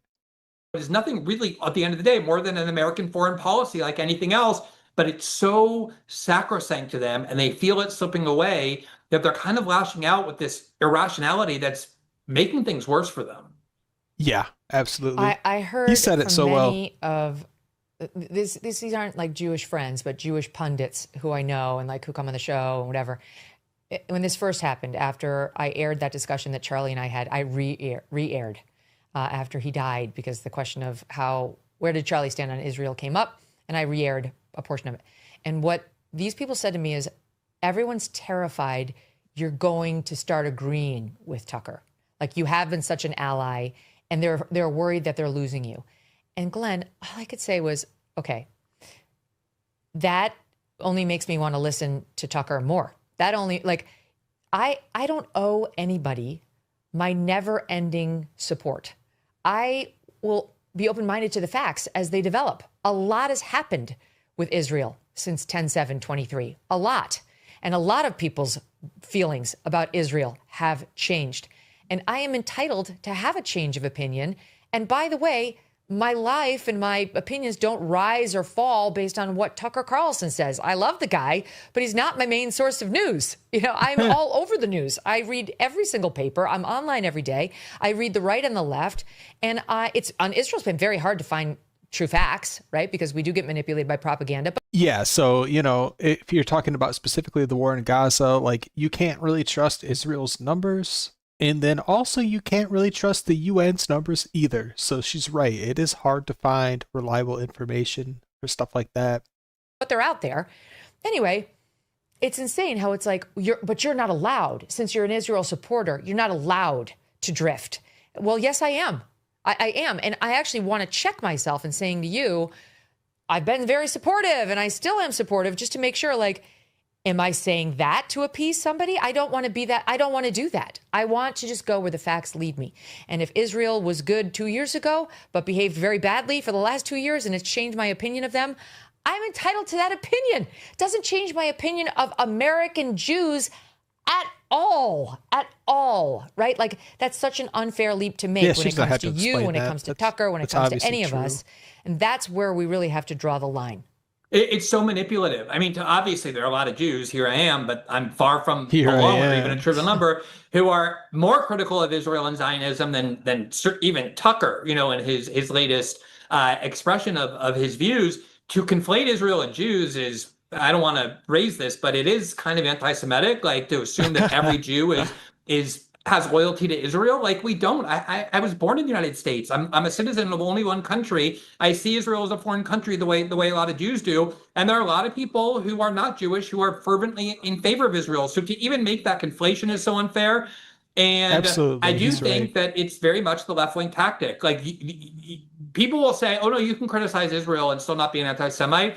I don't know of a single person in public life with any kind of platform who has ever vocally criticized Israel who hasn't stood accused of anti-Semitism. You're seeing that now? No, it starts immediately. Automatic. It's automatic. It starts immediately. Yeah, it's automatic. And can I tell you, so I really do hate my best friend is Jewish, but like, my best friend actually is Jewish. And she's saying, like, I can't believe this is happening. Like, I can't believe that this is being done to you. And even she is like, God, I really wish people would stop, right? Because I think there are a lot of normal Jewish Americans who are like, could people stop doing that? Because that doesn't speak for us. Like, you're kind of lumping us all in. People are sort of trying to lump us in. Like, the American Jewish community stands against Tucker, or like wants these conversations shut down in some way. And like, I think there are mostly normal Jewish Americans that are like, you can criticize Israel. We don't care. We may disagree. We'll debate you happily, but we don't care. So it's just spun. Anyway, I want to move on to the presidential politics of it because it's getting very interesting. Yes, so it JD is. Vance is definitely going to come under withering scrutiny, yes, for his friendship with Tucker. And already I mentioned the New York Times piece that you tweeted out that is quite interesting by this nutcase Jamal Bowie, who came out and wrote this long piece about JD, which is just crazy. Here's an excerpt from it. Again, the title is JD Vance is idling at the edges of American politics. He doesn't mean edgy in a nice way. He means fringy. Enter JD Vance, who, as my colleague Ezra Klein observed this week in an interview with my friend John Gantz, is functionally Groyper adjacent. The Groypers are Nick Fuentes followers. As the controversy around Fuentes, Carlson, and Heritage grew into a firestorm, Vance stayed quiet. At most, he decried the infighting. Fuentes considers the vice president's triangulation a victory of sorts. It is a sign, in other words, that Vance fears the political consequences of an open disavowal, so much so that he won't act on the pleas of some of his closest associates to challenge the Groypers. But while the vice president won't say where he stands, it is not hard to sense where his sympathies lie. This week, Vance sat for an interview with Sean Hannity of Fox News. Here he is discussing the housing crisis, quoting Vance. A lot of people, this is a quote, a lot of young people are saying housing is way too expensive. Why is that? Because we flooded the country with 30 million illegal immigrants who were taking houses that ought by right go to American citizens, end quote. Back to Jamal Bowie. Here's my question for you. You can parse all the rhetoric you'd like, but what is the actual practical difference between Vance's call for the removal and potential expropriation of illegal immigrants, defined in terms of ethnic and racial difference, and Fuentes' vision of a white ethno-state in what is now the United States? They look about the same to me. So here it is. You want the illegals who came in under Biden out. You are a Nick Fuentes, white supremacist, neo-Nazi Groyper, and that's manna from heaven as far as the New York Times sees JD Vance's. That guy was from the New York prospects. Times. God damn. You know, so much of this is out of ignorance. Nick Fuentes absolutely despises JD Vance. And one of the reasons why That's true. is that he's married to a woman who's Indian and has Indian children, half Indian descent. Kind of a weird white nationalist. He said that he would rather support Gavin Newsom because he married a white woman and has white kids than JD Vance because he married an Indian woman, an Indian American, and has a son named Vivek. Isn't it an odd form of white nationalism, which is what they want to accuse JD Vance of, to decide that the Yeah. person with whom you're going to build your entire life, who you're going to live next to side by side, with whom you're going to have your children, is not actually white, but of Indian descent, of Indian American, and your own children, as you knew what happened and love them more than anything, are half. That's a very odd white nationalist, isn't it? But yeah, I don't think JD Vance is a white nationalist. He's doing it all wrong. Yeah, that's a very poor choice he's a bad he made one. for a white nationalist. But the thing is, I think that this is one of the things that people have to realize, and I know you saw this article in Axios about Ezra Klein, who Jamel Bowie referenced, and it's basically about how even for an opinion columnist, he's kind of blurring the line between being an opinion columnist for the New York Times and being an activist and organizer for the Democratic Party. A lot of people Absolutely. in media, in these newspapers, the New York Times, the Washington Post, all these networks, have this view that it is their primary mission not to do journalism, but to organize for and win elections for the Democratic Party. And one of the ways you do that, there's no real benefit in demonizing Trump anymore as Hitler. He already ran twice. He's not running again. The person that they're looking at next is JD Vance. It's just like there's no more reason to say Dick Cheney and George Bush are Hitler the way they used to, because they're out of office. In the case of Cheney, he's dead. They're not a threat anymore. So they moved to Trump. Trump was Hitler. Trump was worse than Hitler. Now Trump's going out. And so now it's just the next time is to do it is JD Vance. And that's what this column is all about, is you might have thought Trump was bad, but Trump really, he wasn't a racist at the end of the day, the way JD Vance is. The newest iteration of Republican is always the real Hitler. Yeah. Yes. And then you have, speaking of potential fractions amongst the right wing, you have Senator Ted Cruz, who is definitely pro-Israel and neocon. Yep. There's an article about him in Axios saying he's potentially going to challenge JD Vance. And we know this from how outspoken he's been about Tucker. And like he calls Tucker an anti-Semite. It's definitely Tucker and Ted Cruz are not fans of one another. Ted Cruz went on there and within, the first 4 minutes basically accused Tucker of anti-Semitism. And then it didn't go well, not surprisingly. So they don't like each other. So Axios writes that. And then, do we have the moment when Cruz went on Fox? Cruz went on Fox News today, and it was very clear he knew they were going to ask him about the Axios piece, pitching him as like the guy who's going to take on JD Vance. And he demurred, I'm focused on the people of Texas or whatever. But Ted Cruz has run for president many, many times. There's no reason not to believe he will do it again. He'll probably especially try. If he thinks the main competition is going to be a JD Marco ticket, which he'll be able to spin Marco Rubio as more America First, JD Vance-ish than he is. Marco is definitely not a neocon anymore. So it does make you wonder what's going to happen when we gear up towards 2028 and whether that dream ticket of JD Marco that Trump has talked about is going to have smooth sailing getting the go-ahead, or whether you're going to have other contenders who say, not so fast. We want a primary and we want to be heard. I think it's really worth remembering that in 2016, Trump ran. This is what I want to see. My dream scenario as of just today, I want to see the JD Vance MTG ticket. That's what I want to see. But my opinions are subject to change. Against the Republican establishment. They were all aligned behind Jeb Bush and then Marco Rubio and then Ted Cruz at the end of the day. Anyone to stop Trump. And it was Trump's singular kind of charisma and political force that enabled him to win, despite being completely opposed in every way by the Republican establishment, which to this day actually continues to hate him, even if they're more muted about it now. But they haven't gone away. And I think Ted Cruz senses that the Republican establishment will be important in 2028. They have immense amounts of money and institutional support, and they're more on his side of this argument. The problem, though, Megyn, is like one of the things Ted Cruz said in that interview with Tucker, which I, to this day, can't believe he said. He said, when I ran for Congress, I was determined to wake up every day and be Israel's leading supporter in the Congress. And every single day I've woken up to do exactly that. Yeah, America First people hear that and go, oh, shit, he's a traitor. Shit, he doesn't have the country's best interest at heart. Like, that's scary. Like, people really do think that. Now, good luck reconciling that with the America First politics and ideology that this entire new generation and the one before that has fed on in Republican politics for the last 10 to 15 years. I don't think those things are reconcilable. This is a different Republican Party. Post-Trump politics is different. And maybe that's his only lane, and he's comfortable in it, but I don't think that's going to get someone very far. Absolutely. You know as well as I do, Ted Cruz has definitely taken a lot of money from Israel-backed and Jewish-backed Millions. donors. So, that's, millions. But you know as well as I do that used to be a safe thing for a Republican. That used to be for a Republican and Democrat, for both sides.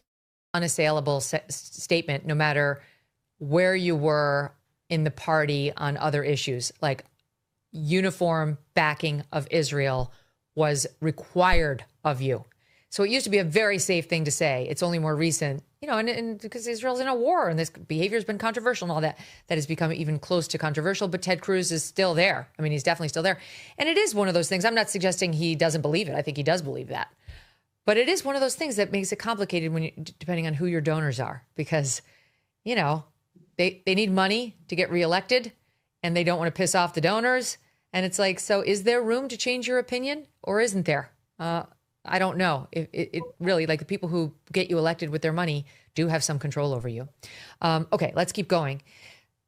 We began the show by remarking on the breakup between Marjorie Taylor Greene and President Trump. And I have to say, I don't like this at all. Just as we fell in love with MTG. So I think that, when did this come out? This came out 4 hours ago. I do believe within the last 4 hours, MTG and Trump made up. Maybe not publicly yet, but I do believe the beef is settled. So this, even though it came out 4 hours ago, I'm pretty sure is already outdated, but we'll give it a listen. I might not comment too much on it, though, just because of that. She broke up with Trump.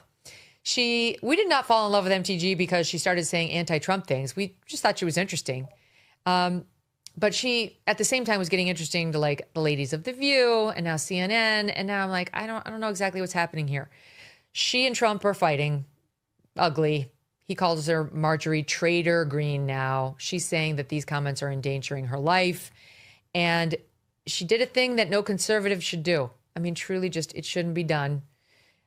She went on CNN to rip on Trump / not other Republicans, but Trump. Ben Shapiro did it the other day, too, and got all sorts of blowback for it. Like, did he really? Republicans don't want to see their people on CNN.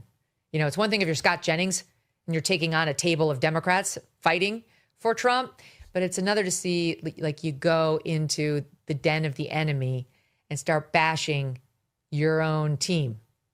So, and MTG is not done. Trump totally deserved it, by the way. So she did that for a reason. I don't totally understand it yet, but maybe it'll become clear. You'll get Here there, she Megyn. is on CNN, talking about, like, her new view on, like, her role. This is on their Sunday show with Dana Bash yesterday, SOT 6.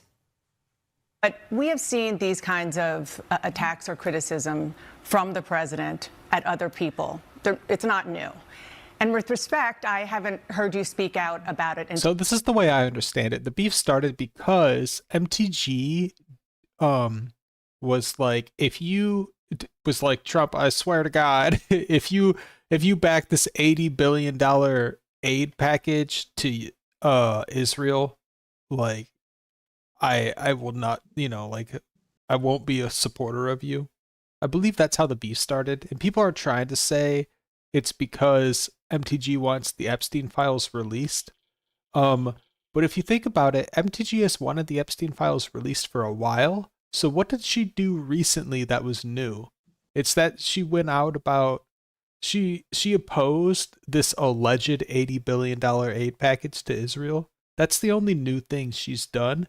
So that's kind of the conspiracy that we go with on the Pipeline podcast, is that's why she got outed as a traitor by Trump. But I do believe the beef might be over. We'll have to wait and see. Till it was directed at you. Dana, I think that's fair criticism. And I would like to say humbly, I'm sorry for taking part in the toxic politics. It's very bad for our country. So just to put a button on this, you regret the things that you have said and posted in the past, the Facebook post that was taken down of you in 2020 holding a gun alongside the squad, encouraging people to go on the offense against the socialists, liking a tweet of somebody calling for the execution of Nancy Pelosi and former President Obama. Just examples. Well, it's a bad Dana, look. as you know, and many people know, I addressed that back in 2021. And of course, I never want to cause any harm or anything bad for anyone. So that was. See, and when MTG says this, like, you can't shit on her for like changing her opinions for the better. You have to be like, oh, I'm glad you came to that conclusion, because that's the right decision, to make. Addressed back then, and Both of their faces, they are not convinced. Just FYI, Brian Stelter tweets out, Marjorie Taylor Greene did something politicians almost never do. She said she was sorry. Well, it's true. They almost never do it. Yeah, and it is Republicans true. really never do it because we all hate the apology now. We hate it. I hate it over my dead body when I run out there and apologize. But Marjorie is definitely up to something. I just haven't totally figured out what, because she is clever. So what do you think is happening here? America first, So I've liked bitch. her for a long time. I've had her on my show before. I've talked to her. I've met her. And the reason I've always liked her is because I agree with everything she believes or says, but it's because I personally believe she's unusually authentic for somebody who's in Congress, by which I mean, like, what's so interesting to me about her, Megyn, is you go to Washington, most of these people have like been trained to get to Congress. They like ran for a lower level office, state legislature, worked for, members of Congress, like took APAC money. Kind of just training their whole lives to get to Congress. She was just a totally normal person, apolitical in the private sector in her district in Georgia, and really got inspired by Trump's America First message and got into politics solely for that reason and ran for Congress. She kind of got there like almost like a Mr. Smith Goes to Washington story. And to this day, she tries not to stay in Washington. She goes back to her constituency more than most people in Congress.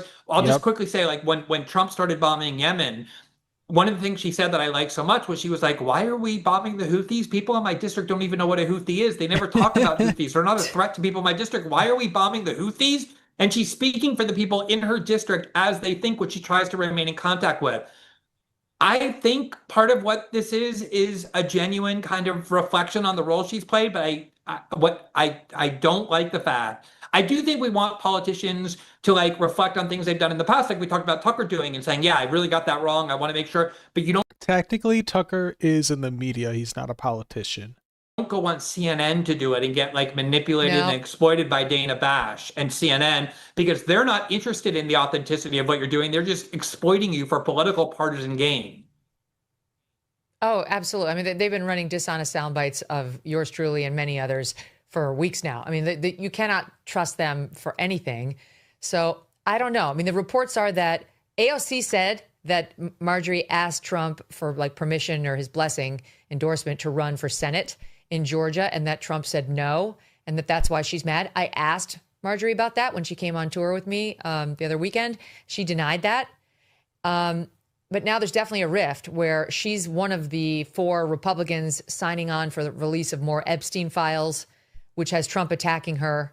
And well, just so everyone's aware, she's been for releasing these Epstein files for a while now, and it was just a couple days ago where Trump called her a traitor and took away his endorsement.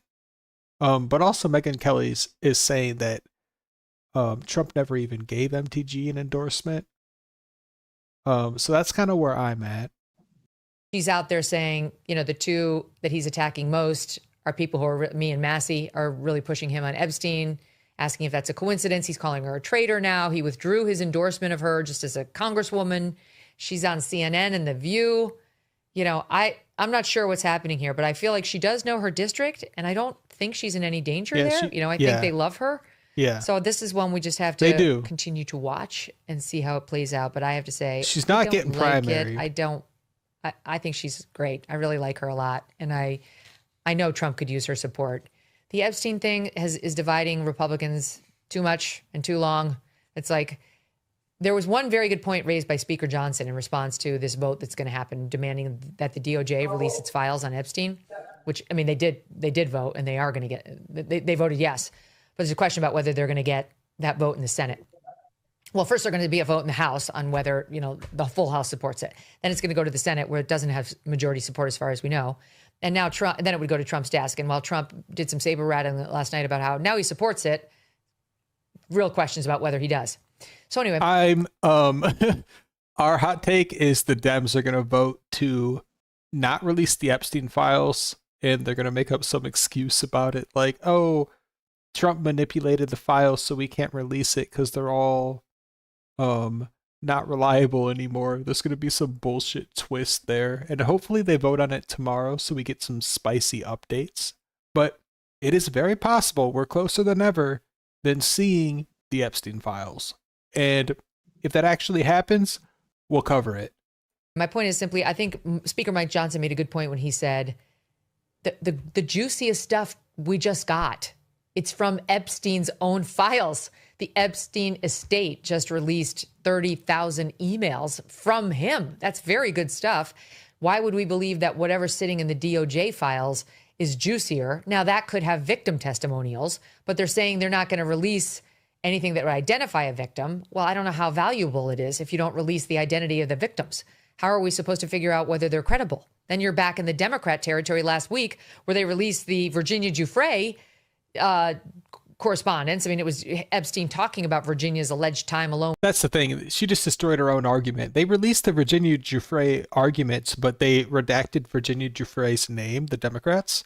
But the thing is there was enough evidence already out there that people were able to place Virginia Giuffre as the person in those files. So maybe they do redact all the victims' names, but we already know a decent amount about Epstein to where you'll be able to place some of those names. You'll be able to figure some of it out, just not all of it. With Trump, and the Democrats redacted her name. Meanwhile, the Republicans are like, why would you redact her name? She's already given testimony under oath that she's not a victim of Trump's. She's never slept with Trump. Yep, that's why they redacted her name. She has nothing on Trump. And by the way, she's outed herself as an Epstein victim, so there's no reason to protect her identity. So there's this whole shell game. Well, she's dead. You can't protect her now. identity. And you tell me whether you think something meaningful will come out, A, that it'll get voted for by the full House, the Senate, and signed into law by Trump, demanding that the DOJ release more files, and B, whether there's something in there that's going to be a game changer on Epstein. I think it's mostly a political problem because the way in which the Epstein files became this huge issue in the imagination of Americans was not because the left made it that. It was because people on the right did during the Biden presidency, and not like random people on the right. I mean, like JD Vance and Donald Trump Jr. and Dan Bongino and Kash Patel and Pam Bondi.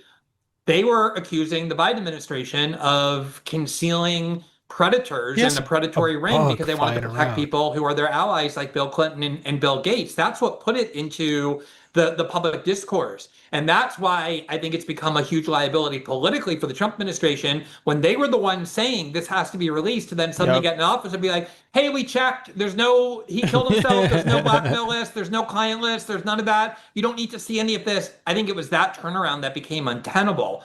And I'm not convinced there's anything all that devastating. Obviously, Jeffrey Epstein had some bizarre ability to get people to be extremely close to him personally, notwithstanding his past conviction, notwithstanding his politics. I mean, Noam Chomsky, who's like a personal and political hero of mine, had a very close relationship with Jeffrey Epstein, which makes no sense. But a lot of people, like huge elites, very rich people did. It could be embarrassing for them. I do think the DOJ probably has information about Epstein that might not be in his emails, including maybe his relationship with foreign countries, including Israel. There is reporting on that he had, his best friend with the former Prime Minister Ehud Barak. So there still are open questions. I kind of think he's right. I think his take is right. I just think it's not tenable for the DOJ to conceal those documents, even if there's not an earthquake in there, given where the demands originally came from. You know how much my family and I love our dogs. Yes, even my sweet Strudwick, the largest university, said countless times, is not a thing. There's no such thing as a minor prostitute. That's rape. That's what that is. But they allowed him to plead guilty to that. It was on the record. And by the way, Katie Couric knows full well that you cannot solicit a minor prostitute. That's rape. So does George Stephanopoulos. He's really big on cross-examining Nancy Mace on how Trump raped E. Jean Carroll, which is a lie that cost ABC News $16 million. So George Stephanopoulos knows full well the definition of that word, and yet he went anyway. Those two journalists, NBC and ABC respectively, went and sat with Jeffrey Epstein at his home where these alleged crimes occurred for dinner, knowing all of that. And these holier-than-thou media outlets like CNN, The Daily Beast, and so on, where is their outrage about that? Truly, why aren't they asking questions about people like that who openly fraternized with him?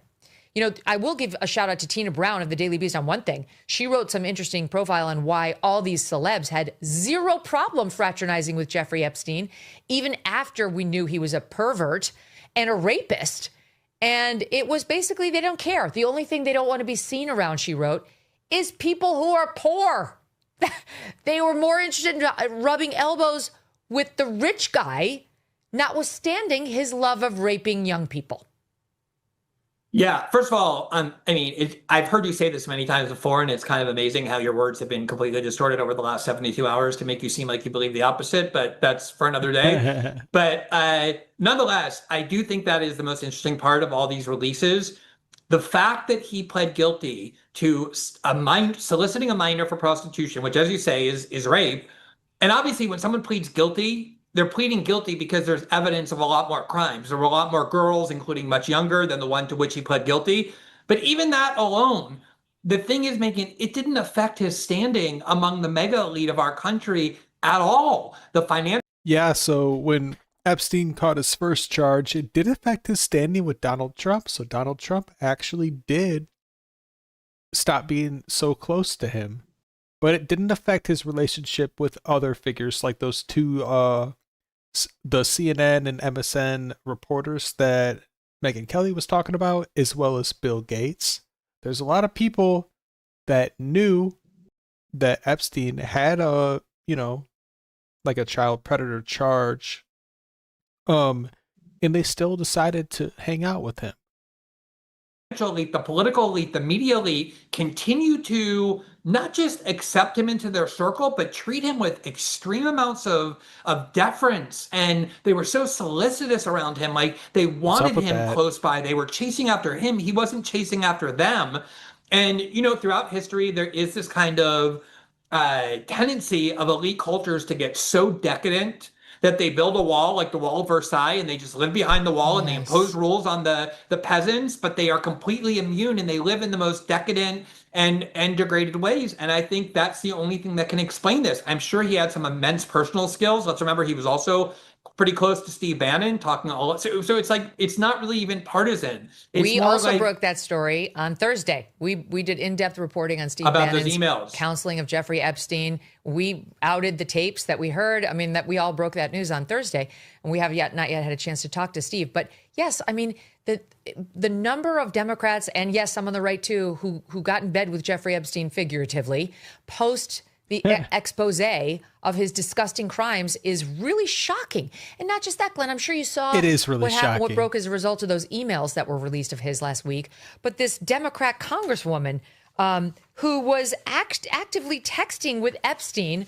Hold on, I think it's in the main Stacey Plaskett of Virgin Islands. Yeah. Oh, yeah. And the Virgin Islands has been implicated with Epstein for a while now. So this was like a spicy new update. It doesn't really prove anything other than it looks like Epstein was directly communicating with a representative from the U.S. Virgin Islands, which means he was involved with politics. Like he was in that circle, which, would mean if they release the Epstein files, it's probably going to involve a lot of politicians. And that's why we haven't seen the files yet. I mean, most people follow that. Yes, actively texting with Jeffrey Epstein while she's conducting a congressional hearing, cross-examining Michael Cohen. And Epstein's texting her, ask about Rona, Trump's longtime secretary who became famous on The Apprentice. And she was too dumb to know who Rona was. She thought it was an acronym. And but she got it by the time her questioning time came around. And she cross-examined Michael Cohen on Rona at the behest of Jeffrey Epstein. This was in what year? 2019, right? Wasn't it 2019? Before he was arrested Julie K. again. Brown blew the lid off everything in the Miami Herald. She's still, this Democrat representative from the Virgin Islands, chummy with Epstein, sending the text, give me the ammo, because the biggest thing is to get Trump. That's the biggest thing. You can get in bed figuratively with a child molester, whatever you want, go for it. Yeah. Okay, so I think she might be alleging that Epstein worked with the Democrats after he caught his first charge, and the Democrats just wanted him to try to implicate Trump. I think that's what she's alleging, which would be so spicy. I wish that was true, but I guess we'll have to wait and see. And I mean, first of all, being in the Virgin Islands, she helped him a lot to be able to get permits, to be able to get tax exemption. She helped, and he donated to her. And then she continued to use him as a political advisor. You can see the video in real time when she's cross-examining witnesses, simultaneously emailing with Jeffrey Epstein. And we now can read the emails that correspond to the time when she's looking down at her phone, getting instructions from him about the questions to answer. This is the party that claims to believe women, to love women, to want to defend victims of women. Why isn't she being expelled from the party for that?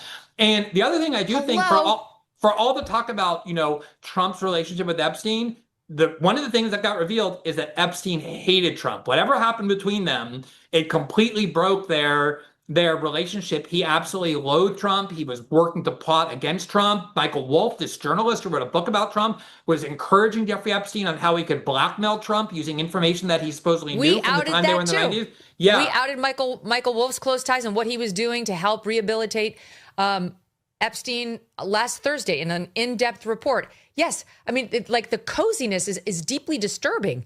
Yeah. And honestly, this woman, Stacey Plaskett of the U.S. Virgin Islands, is out there now trying to tout the fact that she's always stood up for women and girls. And let me see exactly how she put it. She's a former prosecutor. She welcomes information that helps her get at the truth.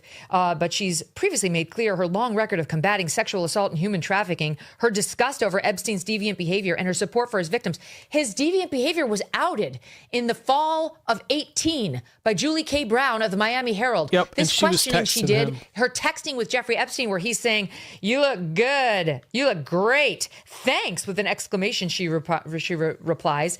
And then he texts, he's opened the door to questions, who are the other henchmen at the Trump organization? She responds, "Yep, very aware and waiting my turn." Epstein asks, "How much longer for you?" She writes, "Hours. Go to other meetings." Then when she finally gets in there and he has told her it's about Rona, ask about Rona, here's what she does. Watch.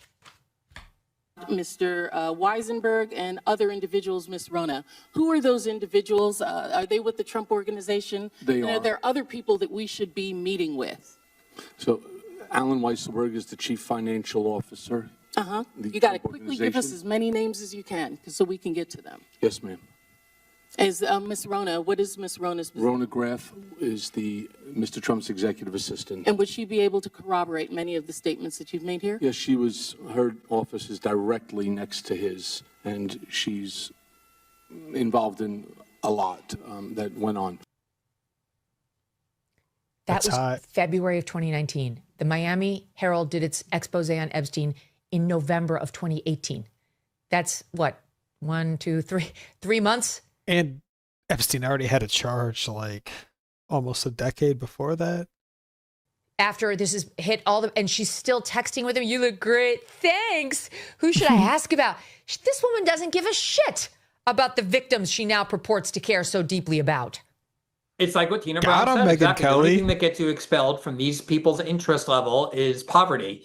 And it is such an indictment, not on Donald Trump, but on our global elite class. It's not even in the United States only. And I've seen some people saying, once somebody's convicted of a crime and they serve their time, they're entitled to a fresh start. Legally, that's true, although not always. I mean, Jeffrey Epstein was a sex offender. He had ongoing responsibilities. But I think that becomes plausible only if the person's repenting. I can't believe what I did. I was sick. I'm going to devote all my money to advocating for against sex trafficking. Jeffrey Epstein didn't do any of that. There was no repentance to him at all. He was joking, in fact, in some of these emails. Somebody would mention girls, and he'd be like, "Whoa, girls, be careful. I don't want to restart an old habit." This was somebody who was completely broken, an absolute pig of a person. And yet the doors flew open to him. And so many of our most prominent people, rich, powerful people who you wouldn't think need him, saw a kind of connection to him and I identified with him and embraced him on every level, if not literally or physically. And that's what these emails really demonstrate. Yeah, it's an indictment of all of them and their crew who ran cover for him even when they knew he had raped underage children. This is a sick crew. Disgusting. Absolutely. Okay, I've got it. You know how you said in your highlight reel that we played before your appearance at the tour that the only time I talk about Michelle Obama is when you make me watch these clips. So we knew you were coming and we baked a cake. Michelle Obama still on her media tour for her book about fashion, and she's got a lot of thoughts about whites. She really doesn't seem to like them. It's like evident in every interview she gets, and she's saying more outrageous things like this one in SOT 15. I remember when I realized that clothing, my hair, and how I spoke could actually protect me from the microaggressions of racism. I was in my early teens. Dude, what is this? Do you remember when you realized that clothing could be a tool, or when you began to understand the power of how to present yourself within the context of protection or armor? The Magnet High School that I went to was on the west side, and to get to it, we had to cut through downtown. So there was a level of exposure to the high end of Chicago. And to access those places and not be accused of stealing, you realize very early on that you better let them hear you talk, or, you know, come in with the right LASAC case, or else you would be watched. And, you know, so I think I learned then that how you show up, especially when it comes to white folks looking at young black kids, that looking how at you black present kids can sometimes save your life. no offense, but if Michelle Obama is trying to be like an influential political figure, do not try to like exacerbate the racial division in the country. You need to not say stuff like that.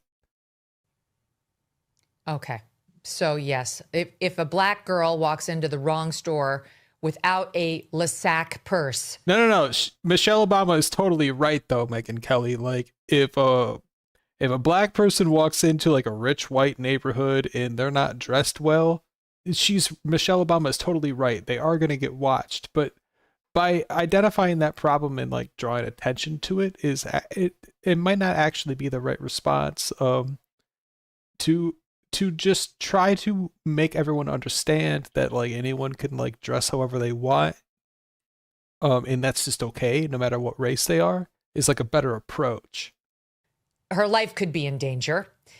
She's obsessed with this, Glenn. She's obsessed with this and the hair itch issue, which she also raised in this. And it also is like a victim complex, which it's not how you get ahead in this world. Same interview. Once again, she's back on the hair. Why do we need an act of law to tell white folks to get out of our hair? I'm going to give you one more SOT 17B. Do you think that that impacts the room that we've made for a woman to be president?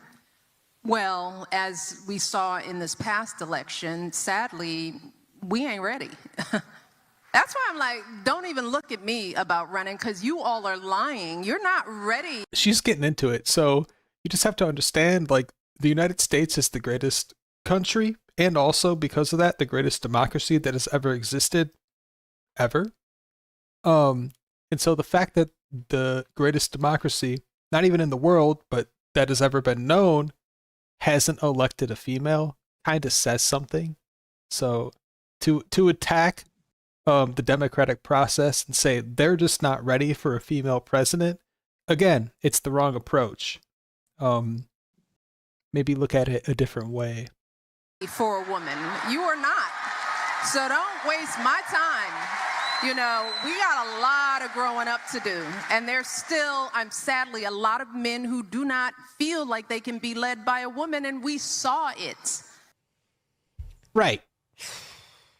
Go ahead. But like America #1, and if America's not picking women and America's doing pretty well compared to other countries, you have to just kind of ask yourself, like, maybe it's not the voters, maybe it's the candidates, the female candidates that have been running. You know, it's a fair question. It's not even sexist to ask that. Glenn. I'm at the point now where if I came on your show and you didn't make me talk about Michelle Obama, I would actually be upset and disappointed because it really, there's so much here.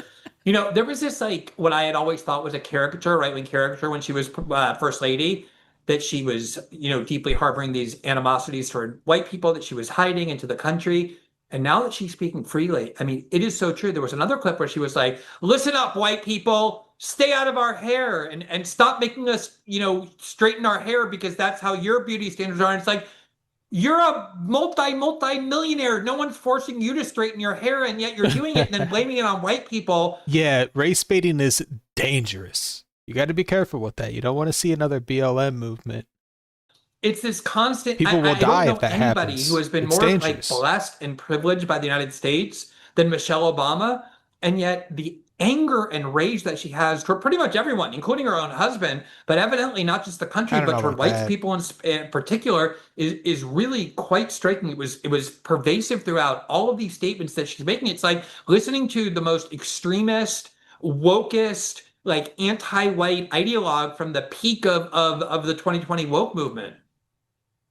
Yeah. Whenever I hear her talk, I think of the expression, familiarity breeds contempt. She was much better off when she just stayed quiet and let us imagine a statuesque, stoic, strong woman. Now that we see how hateful she is. I do think Michelle Obama is a strong woman, but do not try to victimize yourself because you're a minority. That's not how you get ahead. That's not a winning argument to say I'm a loser because of the way I was born. She's right. She could never run for president. It's over. So is our time together, Glenn Greenwald. Love talking. I think she would do better than Kamala. Thank you so much for being here. I always love seeing you, Megyn. Thanks for having me. All right, we are back tomorrow with Emily Jashinsky. Don't miss that.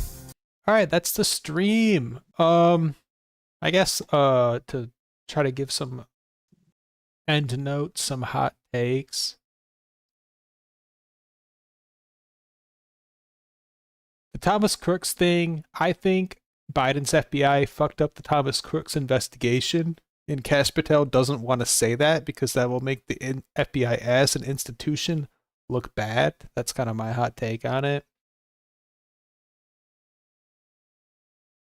The whole Tucker Carlson controversy, in my opinion, the only reason people are going after Tucker Carlson is for the same reason that people are going after Nick Fuentes, Megyn Kelly, Candace Owens, Dave Smith. It's all because they're critical of Israel. That's kind of what's going on. Also, JD Vance took he didn't straight out say it. He was very vague with it. He's been tiptoeing on that line, but he took an America First stance, just very vaguely. If you paid enough attention, he did. And that's a great idea if you're JD Vance. Also, it could be because he's setting himself up to run for president in the next election. And then the Epstein files. So the juiciest thing that could potentially happen is tomorrow they vote to release the Epstein files and the Democrats actually block it this time. So that could be what happens. That's our hot takes. I hope you enjoyed the stream. And if you want real content, check out our channel. We have real videos that aren't just reaction videos. And definitely subscribe because we're going to do more of these and kind of see what people want to watch. And we're going to be covering the important podcasts where they talk about issues that we're kind of covering on the channel. So if you like that, again, definitely subscribe and have a good night.